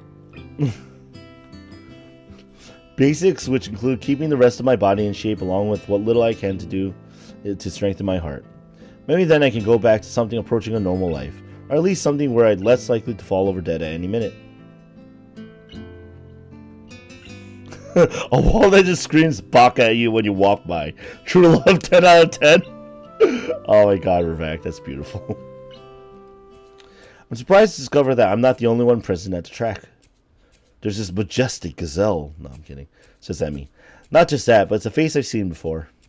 The prosthetic-legged girl who bowled me over in the hallway yesterday is running on the track lithely, like a half-mechanical gazelle. Oh, well, that's what he said. Gazelle. What was her name again? It was a short one, but I can't remember. This girl has her first name. It's, Emmy! Don't walk next to her, it'll fall on you. What kind of horror game is this, guys? Shisun or Yandere? She seems to be running laps at a somewhat easy lope, prosthetic legs clacking rhythmically on the hard track surface. I wonder what reason she has for running this early in the morning. Maybe it's something akin to mine, and the nurse is pressing the poor girl to jog like this. Jog, just like he is oppressing me. I certainly wouldn't be here if it weren't for my health, and is prompting me to do so. And even with things being like they are, it's only because I want to get it out of the way early. The fact that I would be less likely to encounter someone who would witness my pitiful attempts to get in shape was merely a happy accident. Oppression. I'd leave, but it seems that my former assailant noticed me on her last lap. She waves at me cheerfully and jogs over. Good morning. Your name is Hisao, right? She grins, seemingly pleased that she remembered my name. You may not remember me. Emmy, I knocked you over in the hallway yesterday. How could I forget such a, blunt introduction? Senpai noticed us on her last lap. Emmy has the decency to look vaguely apologetic for a moment for giggling. Yeah, sorry about that. Again. Well, so long as you don't make a habit of it, I suppose I'll be fine. Great! I'm not sure she realized I was joking. So the spy consultant the nurse was talking about, is that actually you? That's right. Oh. I was expecting someone from the nursing staff, to be honest. What? Are you saying I don't look like I could be a spy? The humble wall of Yamaku. This is the humble wall of Yamaku story. No, this is more like a relief. I was afraid he would have someone to watch my every move. Unless you are here to do exactly that. No, I'm here for my own reasons. The nurse just asked me if I had seen a messy hair transfer student who looked like he's kind of lost around the track. So, why are you down here? And he strikes a dramatic pose. Shoujo! Wait, what? Training. For what? Track. Ah, I see. You're on the track team then. Emmy nods enthusiastically. Yep, I'm one of the better runners too.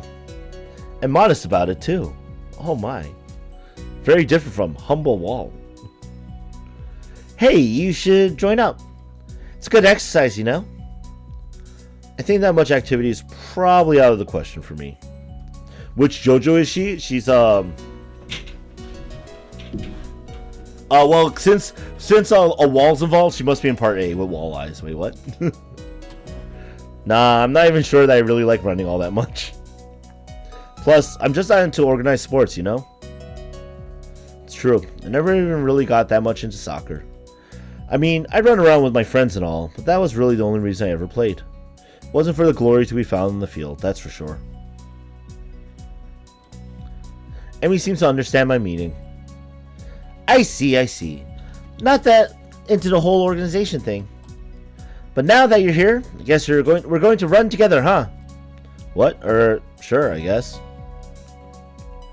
Emmy seems pleased. Are you going to warm up? Real men don't warm up.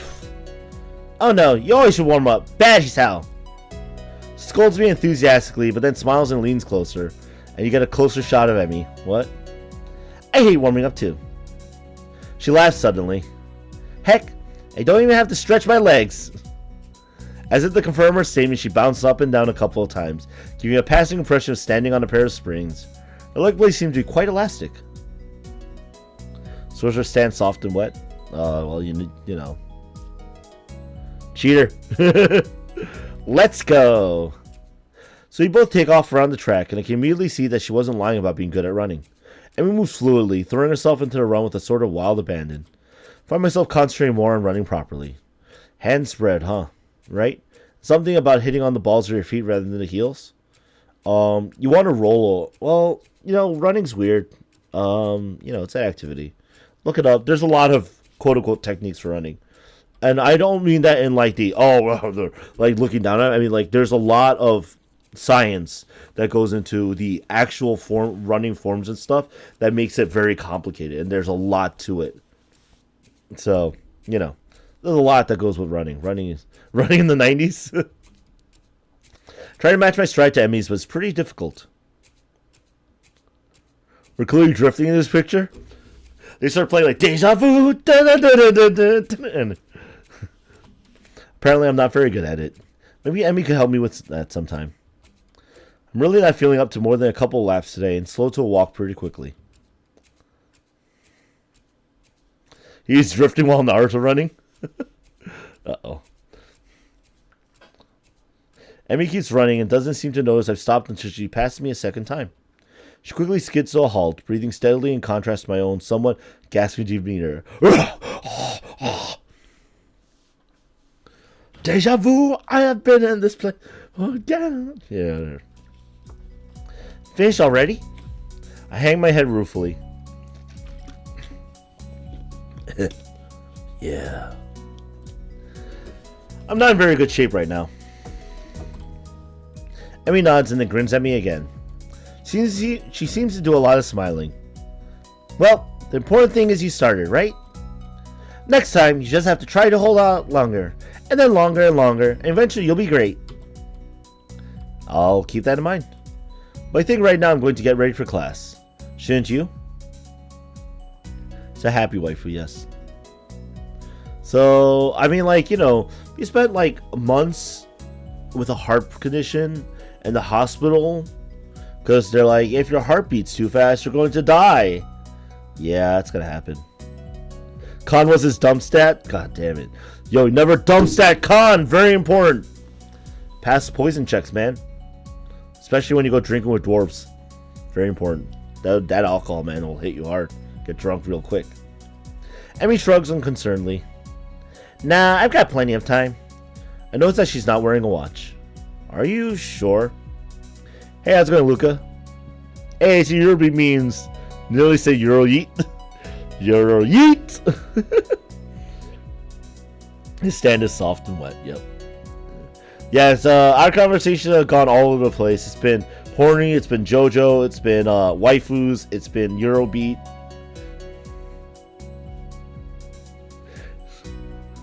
It's been hidden routes. It's a great diet so far. So far, much better than last last week. Where at this point I had a blackout and I lost like half the people that came to watch. Better. Oh yeah, we had Judge Dredd pornos. Had everything. So everything for tonight. Tonight has a little bit of everything for everybody. If you guys didn't get what you want, just come in next time. Oh, we'll add it. Add it to the list. Check it off. Let's see. Going down the list. Oh yes, Judge Dredd porno. Okay, JoJo reference. Oh, deja vu. Okay. Thanksgiving. That's a special for today. Walchan has a crush on you. Walchan crushes you. Are you sure? Another killer shrug. Not really, but I've got to finish my routine. See you later, Hisao. Yeah, see ya. I'm not sure whether this morning experiment was a success or failure. I'll admit that I do feel slightly good about getting out there this morning. And like Emmy said, I just need to keep at it in order to get better, right? Practice makes perfect or something like that. It's nice at least to feel like I've taken some semblance of control over my own health. I'll have to try to keep this up. Head back to the dorms to wash and change to my uniform, trying to resist the urge to take a really long and hot shower. I'm tired from all the running, so I just want to unwind, but I don't want to break my slowly building routine of getting to school before the morning rush. Oh my god, I know what scene's coming up, so guys, take a quick bathroom break, because we are going to go full all in on this next scene. Harder, Walchan? Uh-oh. Alright, be right back. Okay.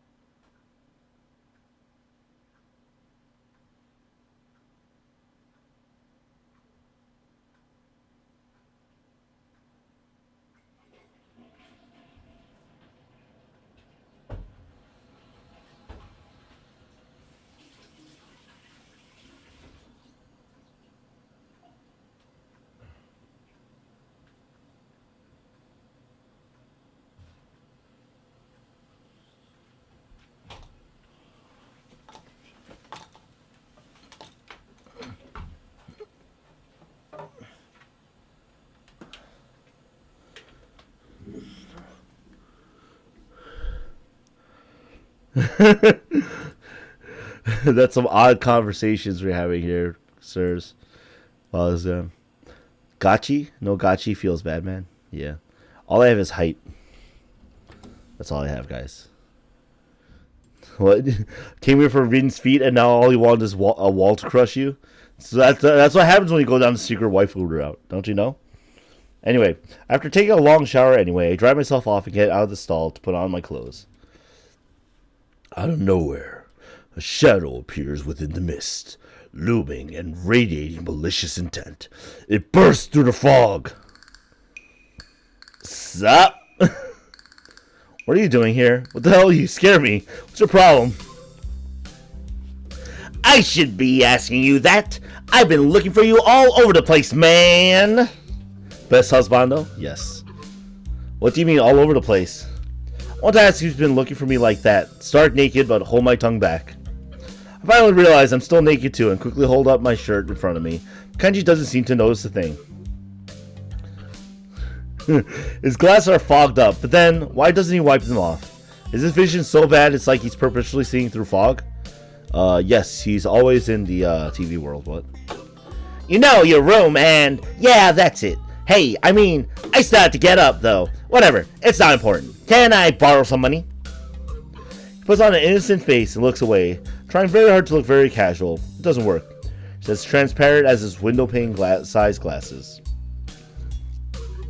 Talking neutrally like this, wearing nothing, feels awkward. Actually, somehow it's even more awkward to be naked in front of someone when they can't see me being naked. Saying nothing of the fact that he's naked as well. I try to brush the feeling off with little success. Money? Sure. Awesome! Wait, why do you need it?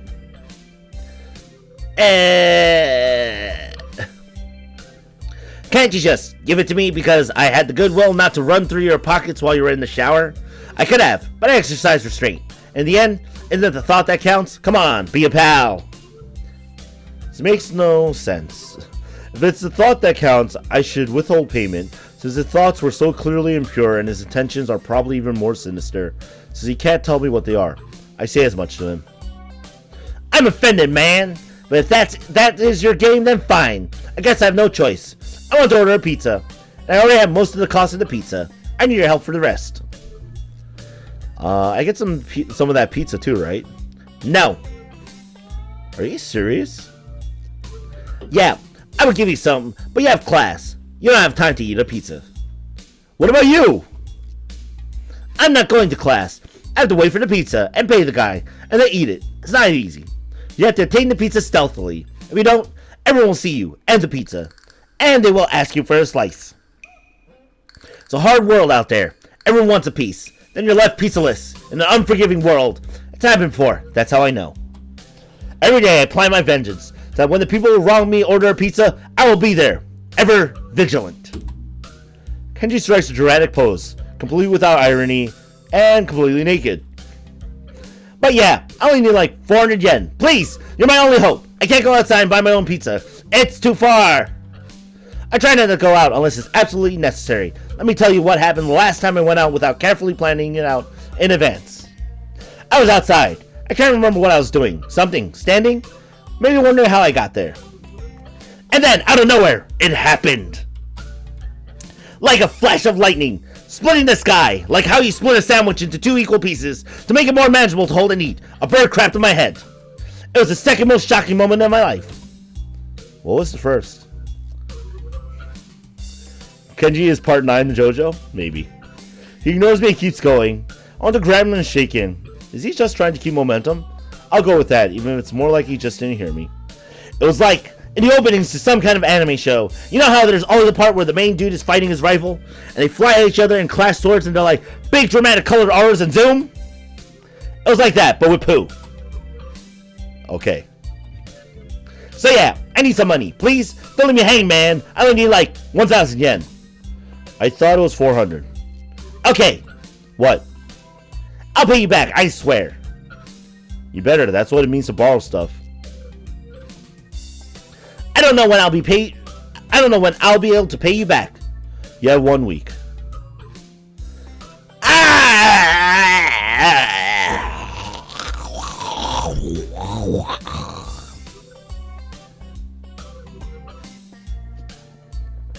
I need some fluids to get my voice back after that.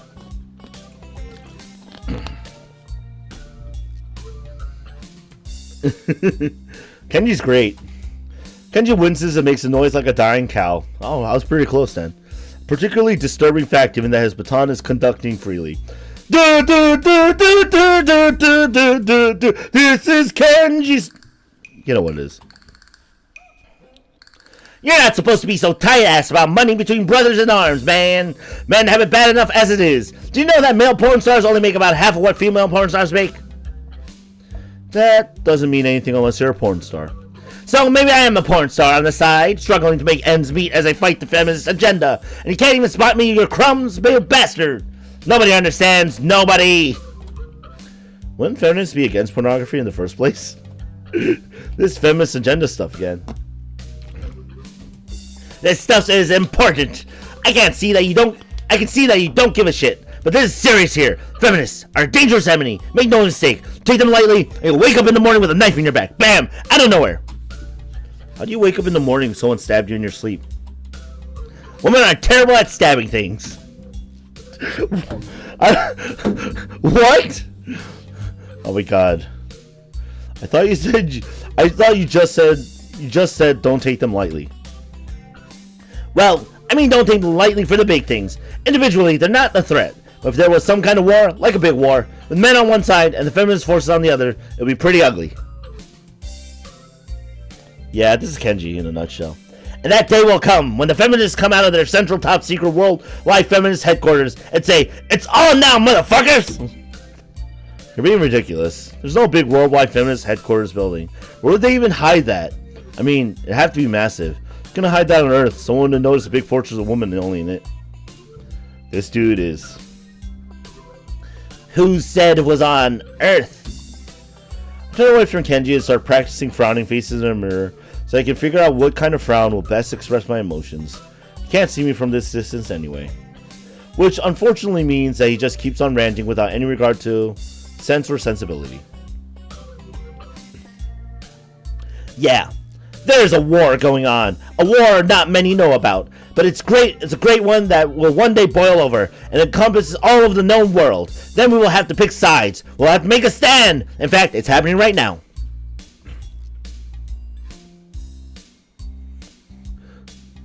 Right back. It's Kenji. Don't worry.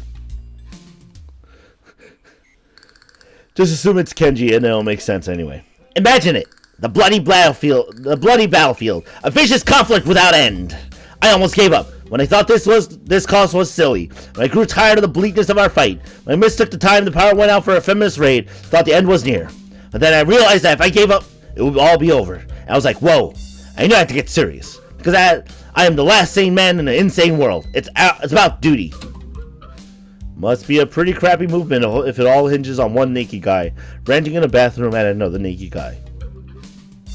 So, can I have the money? Splunked my way out. It's getting cold because I'm still naked, and I want to go to class, so I agreed to spot of money. Awesome! Thanks, dude! We should go bowling later. Bowling? Yeah, it's the ultimate sport. There are almost no women bowlers either, making it also the manliest sport. Should I wear my pink bowling shirt with matching shoes, or the pastel green with flower accents? There are bowling clothes? Maybe.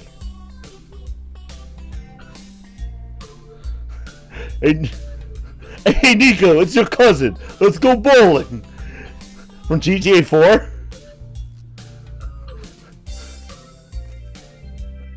Anyway, yeah, better pay me back. I can pay you back in stuff, right? I don't have time to ask him to elaborate on what that means. I don't know. I have to get to class. You're kind of in my way. Oh, sorry. Yeah, I don't want to hold you up. I have some stuff to do myself. The time has come. Time for what? I just like saying that. Okay, now, the time has really come. For what? I have to use the bathroom. Get out of it. I was just going to. What does that mean? It's a big bathroom.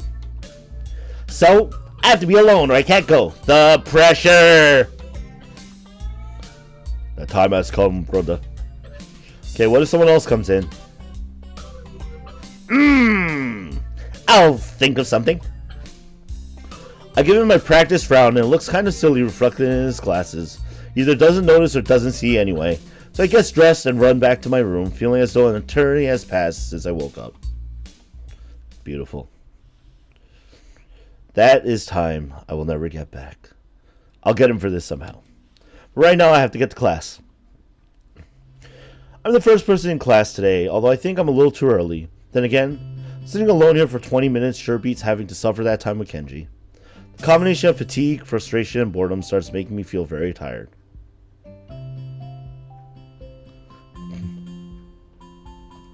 Black out for a second, wake up when my head hits the surface of my desk.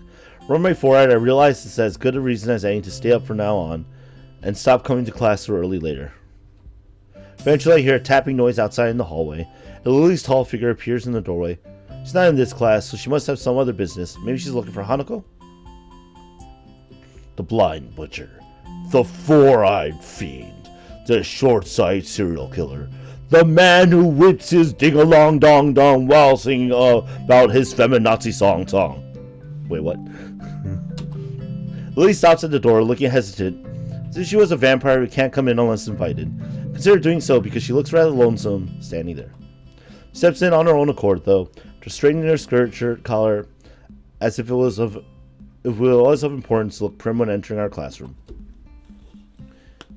Excuse me. She calls out to the quiet classroom with a probing, delicate voice. Realize the silence might unnerve her because of her blindness, so I break it. Good morning, Lily. Hisao, good morning. I didn't hear you come in. I wonder if she thinks it's suspicious I didn't say anything to her before. It's likely. If I were to tell her too big a lie now, it would sting me. Well, I was already here, just asleep until now. Oh, have you seen Hanako today by any chance?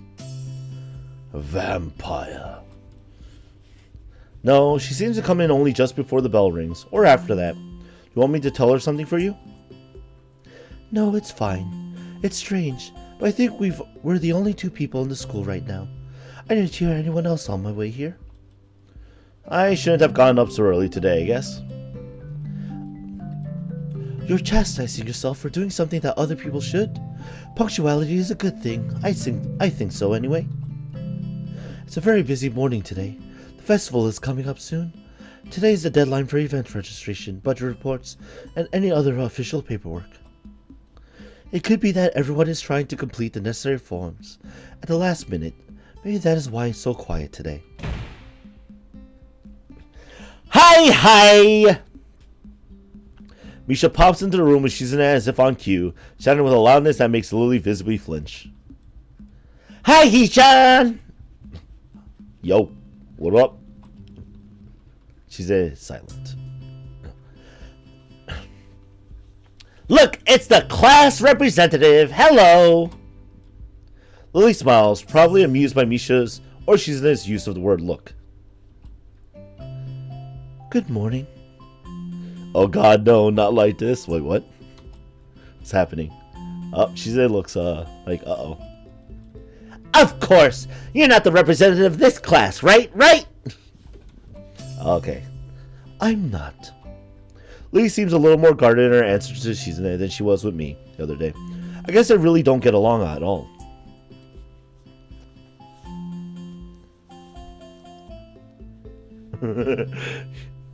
Basically, that's all it's gonna be. I'm gonna just make a recording. It's gonna be 10 hours of "It's Misha!" Hi! Yeah, like it's just craziness for 10 hours. Repeated and looped forever. Then I realized that Lily might actually not know Shizune is present. She's trying to detect whether or not she is, to know who she is talking to.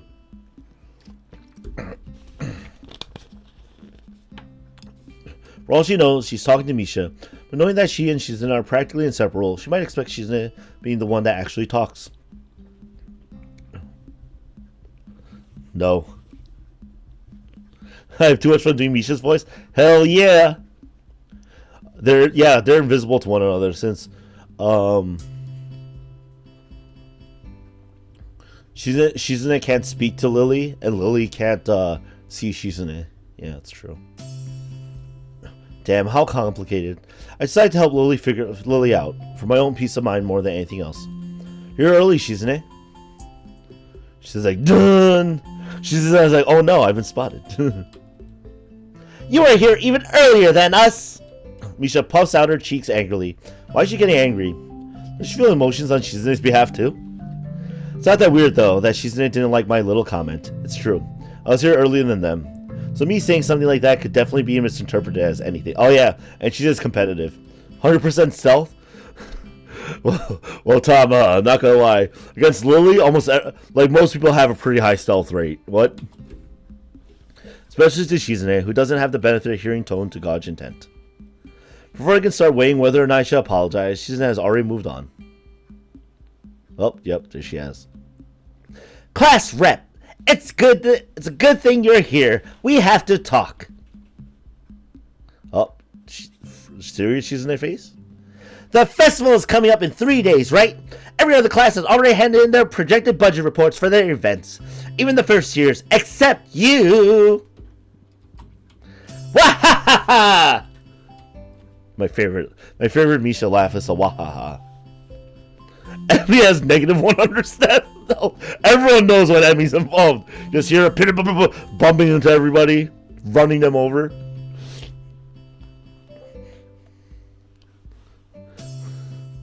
Hana goes around going, do you want to know how you got these scars? And just an image of Emmy just literally running everything over, and everything's terrible. What? Misha's Waluigi? What? There is still time to hand it in, isn't there? She sounds like frowning. Today! The deadline is today! You're certainly taking your time, aren't you? If I had it my way, I'd have all of the necessary paperwork days ago. But someone had to say, the deadline, please extend it. I guess that's probably not funny. Yeah, poor Hanako. Yes, that was me. Planning something on this scale is not a small task, and a week is too small a time frame to expect a whole class to work out such a complex issue completely. She says like, well, she says like she did it, right? Do you want to know what's harder than distributing the funds for one class event? Handling the same matter for every class in the school and then some. The one who does that is me. Misha puts her hands on her hips and stands up straight. Wow, she is really getting into the role. Lily doesn't look like she's very amused, though. Hey, Shizune, aren't you being a little too hard on her? There's still a whole day left. Please, Hisao, it's all right. Lily seems happy I'm taking her aside, but a bit conflicted I might not think she can take care of herself. If this is about the budget, then I'm disappointed you think I've forgotten about it. I understand how important it is. Oh. Then... can I have it, please? She might not have it on her at this exact second. It's not here right now. I asked 2 students to take care of it for me. Students from my class.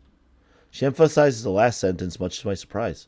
She knows about Shizune and Misha's efforts to rope me into the student council. I guess word must have gotten around, so now she's using me as ammo against Shizune. This just gets better and better. Oh, the war! The war! Oh no! The epic battle! It's epic battles. Shizune versus Lily. It was your responsibility. A budget report isn't something you should just be delegating away as class rep. It's your job to be on top of things. This kind of disregard for proper procedure is really just terrible. They completed it, being capable of doing so, but the students have been sick recently, so they could not come to school and give it back to me. If you want, I will apologize on their behalf for getting sick. Okay. Although Misha misses Lily's little jab entirely, Shizune doesn't, and she seems torn between being offended by Lily's daring and jumping for joy at the prospect of a challenge. Lily, don't they live here at the school? That's a 5-minute walk, you know. Sonachi no Kyoku? What? What could they possibly have that prevents them from taking 5 minutes out of their busy lives to drop on something that will affect the enjoyment of their entire class? Lily opens her mouth to say something, but she's going to close the gap between them and starts signing furiously, waving her hands around like an orchestra conductor. Misha tries her best to convey the same passion, but can't seem to lose her normal cheerful tone. The result is interesting and somewhat surreal. Alright, well, it's time, right?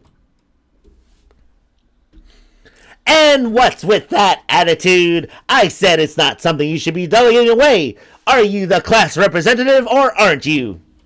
Tell me the names of those 2 students. They should have your job if you can't even handle something this simple yourself.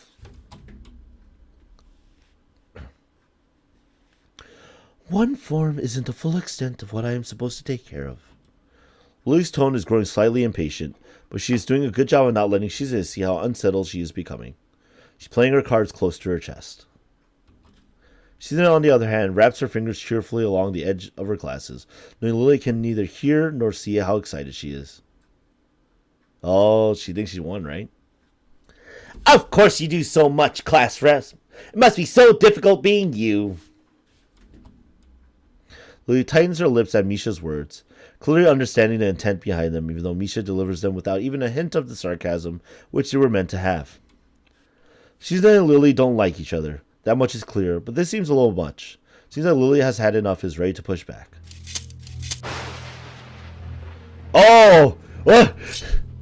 Oh, what is this battle? Top 10 anime battles right here, guys. Number 2. With the music! I was actually just discussing the budget report before you came by. You must be very talented to have finished all your student council duties so quickly that you can track me down to make sure I don't forget my own. Are you accusing me of slacking off? It seems like you're confusing me with yourself. I don't think so. That would be a very difficult thing for me to do, comparing myself to you. You're right. The difference between us is like heaven and hell. Heaven and hell. Let's rock. And it's not hard to guess which one you might represent.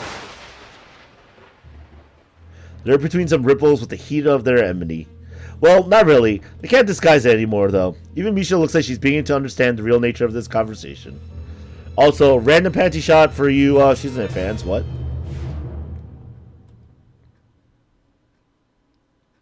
Well, that was intense, guys. So Lily is Jotaro and Shizuka is Dio, right? No, if I would equate them, it'd be like Lily's Wamu and Shizuka is Joseph. I don't think neither of them are the perfect gentleman. Or I don't think Lily is definitely not the yada yada does it type.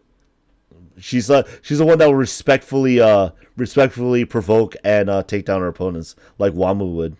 Like Wham would. And Shizuka is definitely like the Joseph Joestar type. Part 2, guys. Hamon. More JoJo! Okay, anyway. But Lily wins. Well, you know, that's true. Or does she? I don't know. I'm about to find out. Misha, out of nowhere. Hee-chan! Don't you slack off either. What are you talking about? Oh, frowny face. Aren't you taking part in the festival, Hee-chan? You are, aren't you? Then, I hope you're going to do a lot more to make sure it goes smoothly than this person. I don't understand why she's suddenly getting mad at me. But I know a save when I see one. This is the Cold War that was into that with that one. I'm assuming for a Lily route, we go, hey, come on, cut me and Lily some slack. Right?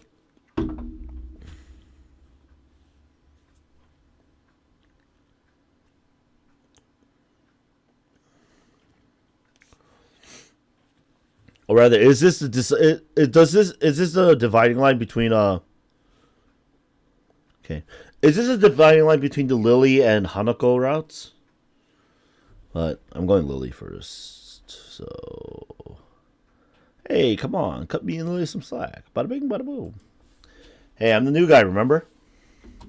It's not like I could have done much even if I wanted. That's right. You shouldn't expect a transfer student to jump right into it on his first week. Oh, it's not? This is not the dividing line yet? Okay. Lily taking my side feels oddly comforting, so I decide to back her up too. Yeah, you're being unreasonable with both of us. She's just like, what? She's just like, oh, it's going down. It's all like Donkey Kong time. I don't even know what that means. Excuses, excuses. Miss Class Rep has had plenty of time to deal with her report. And we repeatedly offered you a position to help with the student council work, but you refused to commit yourself to make the festival a success. Yeah, but as I said back then, I'm not sure if I have time for this right now. What would I do? It will mean being drawn into a confrontation with Shizune. That is what she wants. Whatever, forget it. Turn right back at them. Lee, class is going to be starting soon, so we can talk more later. I'll tell Hanako you were looking for her. I feel Shizune freezing. Maybe this is the first time she has ever been ignored in such a blunt manner. Oh, okay. Oh, snap. Thank you, Hisao. I'll leave now then. She gives me the sweetest smile I've seen all week.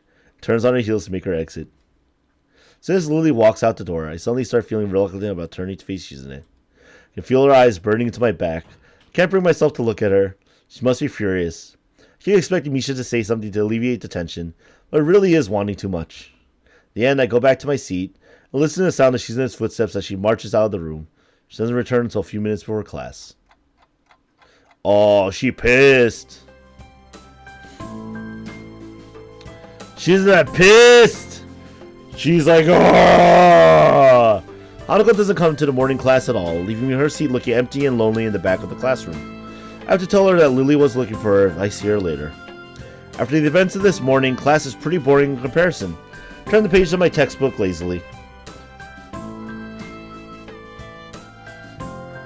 Oh, excuse me.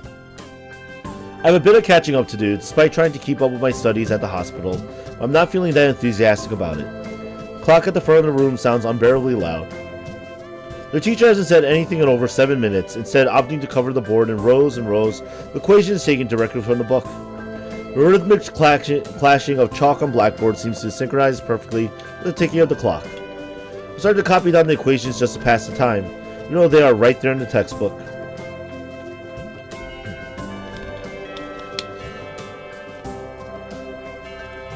When the bell rings, I'm not in a hurry because I have nothing to do, so I stay for a while reviewing what we covered in class today.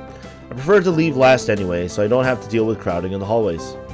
Notice Shizune and Misha have also stayed behind, talking to someone from another class. Shizune is signing so fast that her hands make noises like swords cutting through the air. In fact, Shizune is just wielding a sword! Oh my god! Just kidding. Maybe there's pent-up anger in there. Misha is trying desperately to keep up. It's clear she can barely manage to even understand her. Put my head down. Whatever they're discussing. Looks like serious business. Shizune signs to the point where her wrists crackle. Misha struggles to spit it out in word form. Sometimes she trips over herself like she's dealing with tongue twisters. Then on top of that, she has to sign back anything the other girl says. Seems like a rough job. Misha looks tired, like she's about to faint. Luckily for her, their business is soon finished and the girls sit down on their seats again. Ooh, wah! I'm so tired. She's hanging her head limply on her desk, looking exhausted. I'll use the opportunity to reconcile with Shizune a bit, not getting roped into the student council thing again, though I suspect that door is now closed for me. Festival preparations must be tough for you. Indeed, the people in this school seem to be taking the festival very seriously. Whenever I see people idling around before and after classes, they're always talking about their plans for it. It's kind of neat to see everyone being so enthusiastic about it. Probably the only one who doesn't have something to do. She scoffs at me at first, as if trying to decide whether to ignore or sneer at me, but in the end she starts signing without doing either. Misha perks up, looking at her hands with slightly unfocused eyes. She signs with harsh, heavy, dramatic strokes. Misha translates her signing into speech for me. She does so well, it's almost like Shizune is actually speaking, transmitting her thoughts directly through Misha. She must have practiced it vigorously. Well, of course! We're in the student council, you know, so we're pretty busy.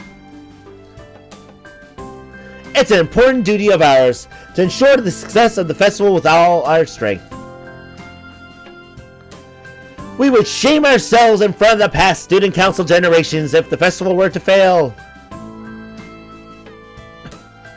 That's why there must be no flaws, I think that was encumbrances. No, nothing that might make the festival short of perfect. She has passionate speech, and Misha's and acting are really oddly fitting for them. Oh, hello. Look over my shoulder and see Hanako peering timidly into the classroom, most of her body hidden behind the door. Hey! Playing delinquent again? Hanako blushes hard at Misha's straightforward jab, even if it was only in jest. Uh-oh. Something going down here, too? She just stares at her probingly, causing Hanako to look down and start backing away to the point where only her fingers can be seen wrapped nervously around the edge of the door. So you just see her fingers like, oh, no. She's trying. Maybe she's showing her dislike of Hanako by association of her dislike of Lily. Appears so, and Hanako probably knows it as well. What is it, Hanako? Has Lily been here? Sorry, haven't seen Sato. She came by in the morning though. Hanako keeps looking uneasily at Shizune, stares back at her with her usual studying gaze. What is she trying to do? Of course, Shizune isn't going to look away, and she's intimidating enough as it is, so I can only imagine how terrified Hanako would be. It is a little uncomfortable watching Hanako's reactions to Shizune's normal behavior. It's what happens when two people of two different extremes meet, it seems. Do you know where she is? If she has any sense in her head, she's in her classroom working on their festival project, but who knows where that woman is loitering at. You need to find her? She was looking for you in the morning, but I guess you have missed each other. She waits a little without answering the simple question, looking awfully like she's not sure if it's proper to answer such a question. Yeah. I can come with you, if it's okay. Hanako nods fractionally, still on guard. Her shoulders stiff like wood. I get the feeling that she might be more comfortable by herself after all, but it's too late to back off now. She has this really troubled expression she seems to wear almost constantly, one that makes me constantly be on guard myself. I wonder why. Kind of understand why she always seems to be so wary, or even more like why there could be a person like her. But I still have no idea how I should act around such a person. It's dinner time soon. Were you planning to eat with Lily?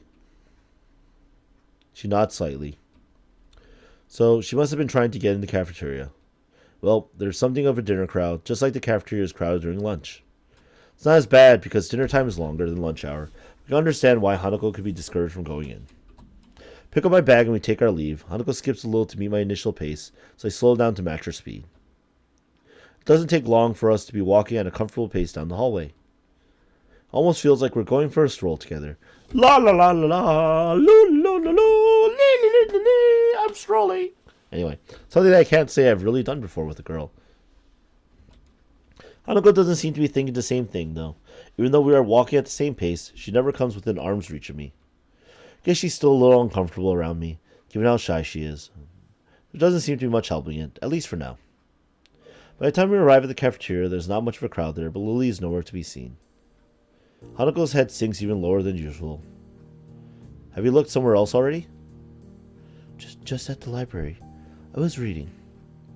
So she does spend the classes she skips at the library. Ah, so not exactly a thorough search then. Well, if I had to guess, she'd be in her own class like she's in his head, right? Right. With the slightest of nods, Hanako agrees with my reasoning. God, she's being so awkward. It's like I need double-layered silk gloves with padding to even begin interacting with her. Some small talk might help her become a bit more used to me. It isn't hard to tell that the silence between us is hovering on the edge of both our minds. So you and Lily usually hang out together after class, right? Yes. Not quite sure what I expected from her answer, nor why I even asked the question. That much was rather obvious after all. She doesn't seem like the type to cultivate a social circle either, so I suspect that Lily may well be her only friend. Must be a pain being in different classes, I'm guessing. She gives a sharp, almost reflexive nod. Compared to Lily's careful thought about her actions and speech, Hanako hastens to make her answers as prompt and short as possible. Lily comes by the classroom, though, even when she's busy. She gives a small smile as she says it, evidently appreciating the fact that Lily goes out of her way to help her. It's pretty cute, really. There isn't any need to say more, both of us content that the discussions reach an end. As we ascend the stairs back to the lobby, we are met by a group of students heading downstairs like a school of fish, moving from one feeding area to another. They seem to be keeping mostly to themselves. Before I can notice her doing so, Hanuka has moved around behind me. Hey, are you alright? Just keep going. The students pass us without as much of it as a second glance. Hanuka takes up position to my side again as we enter the building. A momentary reprieve from her anxiety, all but snatched away. Even as we climb towards the third floor, she doesn't seem to relax. It isn't as if I've never known a shy person before, or even shy girls. Hanuka seems to be pretty far beyond what I call normal in her fear of other people. If it weren't for Lily acting as a mediator, I doubt Hanuka would have even been able to walk beside me like this. She seems to completely shut down in the presence of others. The rest of the walk up to Lily's classroom continues in strained silence, while I rue her inability to socialize at all. Well, rue her inability. What about you, man? You have to find a way to, like, help ease the anxiety. It's tough. Shy people. It's really tough, like, to find, like, a ground that you could both stand on. And I'm not, like, a really outgoing person, but I'm a person who tries to break the ice, basically. Just so I can, like, make people a little bit more comfortable, because I'm actually used to people being terrified of me. For various reasons, I'm not going to go into what. But yeah, like it's an effort on, especially for introverts.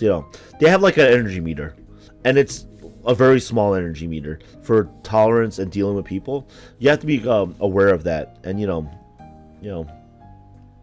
and that's the way to do it, guys.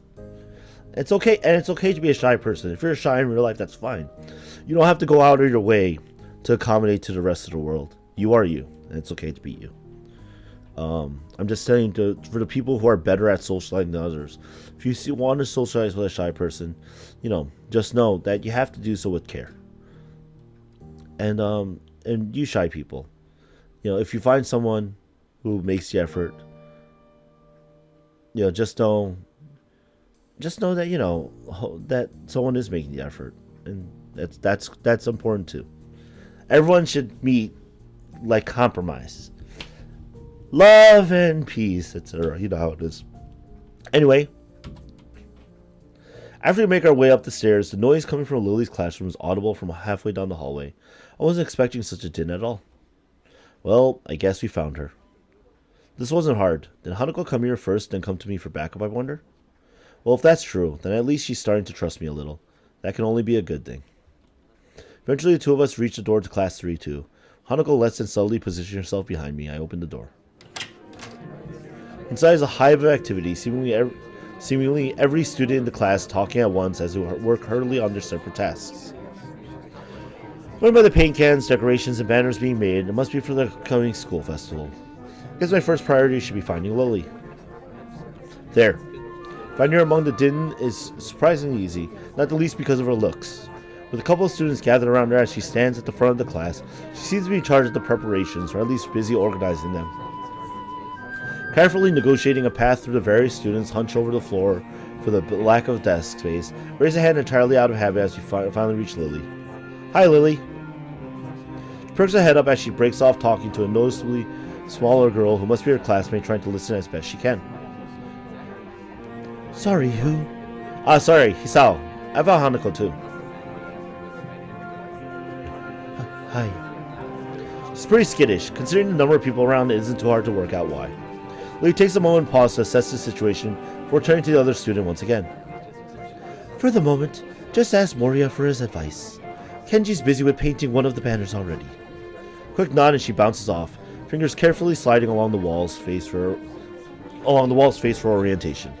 Wait, Kenji? That Kenji? Quickly turn about, leaning to the side to see past Hanako.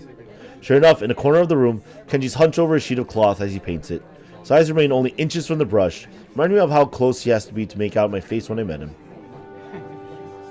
Sorry about that. Our class doesn't have many students with even partial eyesight, so they're in high demand. That's right, Class 3-2 was specifically for students with poor vision. Preparing for the festival must be pretty arduous for them. Need a hand? I could give you help if you need some. Maybe Hanako could too. Chance to set her mind on something would do her good. I doubt she has the courage to ask outright. She quickly nods in affirmation afterwards, so I'm confident I made the right move. Lily gives a noticeable sigh of relief. That's good. This might actually get finished before everyone goes off to dinner now. Would you be able to help the person painting the main banner? It's a big task for him to do, but nobody else can help. Kenji? Sure. She seems surprised I know him. I can't really blame her. I take it you've met. Our rooms in the dorm are right next to each other. Hard to miss each other, really. Well, it's good to see you're getting friends so fast. Even if it's, Kenji. Friend. I wonder if that's the right word to use for him. Go on. Yo, Kenji's okay? He's just, oh no, he hates women. Hanako's silence during the proceedings reminds me of the reason I put her up to helping me in the first place. We'll go help him then. He knows what needs doing, right? That's right. Just ask if you have any problems. Chorusing in assent, Hanako and I begin another trek across the classroom. Kenji sits crouched on the floor, his gaze fixed on the white calico in front of him.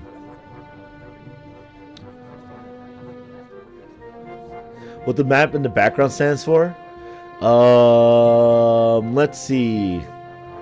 Okay, let's figure this out. We have blue portions like Russia, parts of Western Europe, parts of Western Africa and South Africa.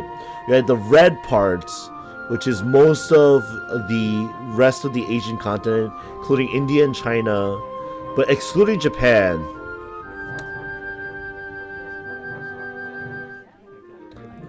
Looks like the Soviet African Union versus Eurasia.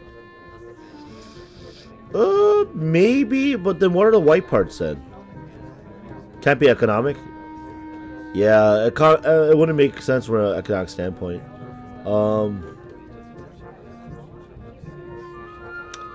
Population census, maybe like population concentration. But no, then like you definitely get like other parts of it too. This isn't Fallout, so hopefully not that. Hopefully not that. Hey, Kenji. No answer. Continues dragging his paint-soaked brush along the large half-painted kanji that's sketched on the sheet in pencil. Kenji? Ha! What? Who is it? This is the way he treats class members. It's no small wonder he's working on this alone. It's me, Hisao from the... Right. I know that, man. What are you doing here, though? Submissive attitude annoys me. He must be the type to really get focused on his work. Hating to be disturbed by anyone until he's done, I suppose. Only thought the sound of Hanako's footsteps as she walks out from behind me reminds me that she's here. I was just going to help with the banner. Hanako and I, that is. Hello. Oh, hey, I guess that's okay. Says Hanako enters the equation. Sumida takes a complete about face. Son of fall hospitality is slightly unsettling. Alright, woman. On second thoughts, this may not have been a great idea after all. Hanako and I grudgingly set ourselves down on the opposite side of the cloth banner to Kenji, noting the several small paint tins on the ground around it. Class 3-2. Noodle stall? You guys selling noodles at the festival on Sunday? Yeah, some stalls outside or something. His non-committal nature sparks a fair amount of suspicion on my behalf. Task at hand comes first, though. So, how do you want to split this? We do borders while you do text? Or do you want to switch and do the borders? Text is mine. You do borders. He has surprisingly strong feelings on the topic. As I reach over to grab a brush, I notice Hanako's already debating between colors to use. By the time I put brush to cloth, it's already started on a delicate pattern. Looks like my idea of taking her mind off everyone around her worked. The dark blue stroke, the three of us silently get to work. Not before Kenji takes advantage of Hanako's working to lean toward me and whisper conspiratorially, though. Okay, man, why are you here? Hanako just wants some help to find Lily, that's all. He apparently disapproves of my motivations. I get it. It looks like I misjudged you.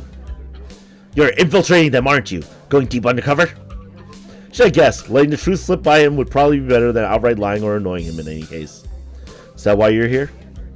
Obviously, it sucks, but there's no better way to get intel than going in yourself. We gotta stick together, man. This is a harsh school, a harsh world. Yes, very harsh. He misses my true meaning as he leans back, satisfied. I'm sympathetic to his cause. Leans back, satisfied. I'm sympathetic to his cause. Better get down to work. Finished. Looks like I am too. Good job. Two of us connect up to the lines of our patterns, mine being as close a copy as I can manage to hers. With a grunt, I lever myself up from the floor and look around. Aside from Hanako and myself, there's only Kenji left finishing off a sign, as well as Lily and a couple of students talking among themselves in the classroom. Looking at my watch is no surprise. It's getting pretty late. Need a hand? I offer a hand to Hanako, which she uses to get herself up. As she does, I can't help but glance at her wrist. For scars extend even to there, just how much of her body was burned. I feel a pang of guilt about it, however, as she quickly covers her wrist with her other hand. Looks good, doesn't it? She looks surprised for a moment before noticing that I mean the banner. It does, I guess. Her smile shows that she feels a slight sense of pride in the result, just as I do. With the floor significantly neater for the decorations being placed on the desks and shelves, it's much easier to get to Lily as we cross the room. We finished the banner, I guess. That's all that needs to be done? Lily gives an appreciative nod. Thank you, Hisao. Hanako. If there's any way I can thank you. It's fine. Beats sitting in my room studying at any rate. I don't mind either. She nods before suddenly remembering one last person. Oh, is Kenji still here? Just as I open my mouth, Kenji gives the answer from the other side of the room. Yeah, just finished. Carefully slides his sign onto an empty section of the shelf to dry, before quickly walking past us out the door. See ya, man! Bye. Bye! Bye, Kenji! Peace out! The remaining two students say their goodbyes to Lily before taking their cue to leave as well, leaving only the three of us. Well, I guess that's everyone. I hope we don't have to do anything like that again. Working past school time? Indeed. The class's plans this year were ambitious. Maybe too ambitious. The stalls look nice, though. She's right. It shows that a lot of work's gone into them. My. I'm sure a lot of us would be glad to hear that. At least now there's not much work to do until the festival itself. It's getting pretty late. Should we go? That's probably a good idea. Are you going back to the dorms as well, Hisao? Yeah, I guess I'll tag along. Hey, and we're friends! And now we're in the creepy forest where Slenderman lives. Wait, what? The nighttime lighting really makes the gardens look quite different. Compared to the usual look of lush greenery, things are much more calm. Being that it's so late, the lack of students around probably helps. The odd one or two can be seen scurrying to and fro from the dorms. Oh, excuse me. I sneezed. My noses got itchy. The odd one or two can be seen scurrying to and fro from the dorms, trying to eke the most out of their approaching curfews, but no more. All that can be heard is our footsteps, in addition to Lily's cane regularly gently tapping the ground in front of her. It's nice to finally be able to relax a bit after the mad rush during school. Without even noticing it, I let out a small yawn. Oh, I sneezed. That's close enough, right? Tired? Yeah, still getting used to the flow of things, I guess. The thing with Shizune took me off guard though. I grit my teeth a little at the candid mention of their rather public spat. That said, I do want to sort out what in the world was behind it. About that. I'm sorry about it being so public. Shizune and I go back some ways. Her voice seems slightly irritated as she remembers Shizune, obviously unwilling to discuss it any further. Glance at Hanako for her views on this. Her expression is unsurprisingly evasive and difficult to read. Either way, I guess her apologizing for it is something, even if my curiosity goes unanswered. I'll be glad once the festival is over in any case. Change of topics welcome, clearing the thickening air quickly. I can imagine. My old school festivals are a lot more low-key than this. Yamaku stresses the idea of a school community, so the staff likes to make our festivals and such special occasions. And yet the students are the ones who do the work. What an unfair world. Hanako and Lily both chuckle in agreement, savoring the fact that none of the staff are around to hear our grumbling. I suppose coming from a strict all-girls school helped me a bit with Yamaku. Compared to there, Yamaku is much more relaxed. That go away towards explaining her well-bred speech and behavior in any case.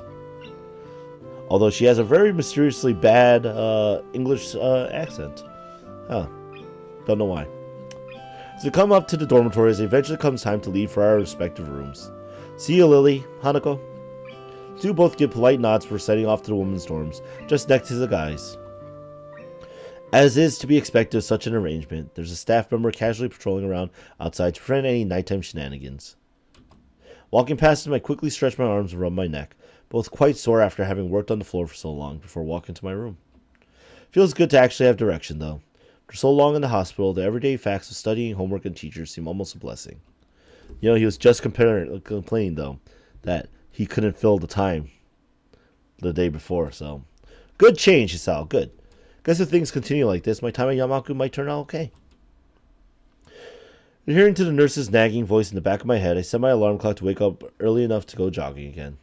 Made a promise, I'm going to keep it. Besides, Emmy is bound to rat on me if I don't show up. But it's not all that bad. Sleep. It's Katawa Shoujo. Katawa Shoujo.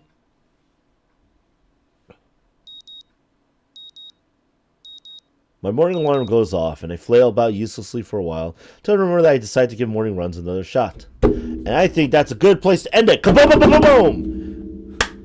Oh, my voice is reaching the limits, and not gonna lie, it's because the combination of had a morning live stream, literally did an hour of karaoke, at some point after my meals with my parents. With my neighbors. So here I am. So I'm running a little ragged, if you know what I mean, and I think it's a good time to cut it off. But with that said, this has been Visual Thursdays, Katawa Shoujo. We are well on our way down a Lily / Hanako route. Probably both. We'll see. But for now, we're gonna call it good night. If you are still in the U.S. and celebrate it, happy Thanksgiving. Have a very great night. Enjoy yourselves. And for the rest of you, thank you very much for watching. I always appreciate it. I'll see you guys in my next whatever I do. So, see ya. Peace.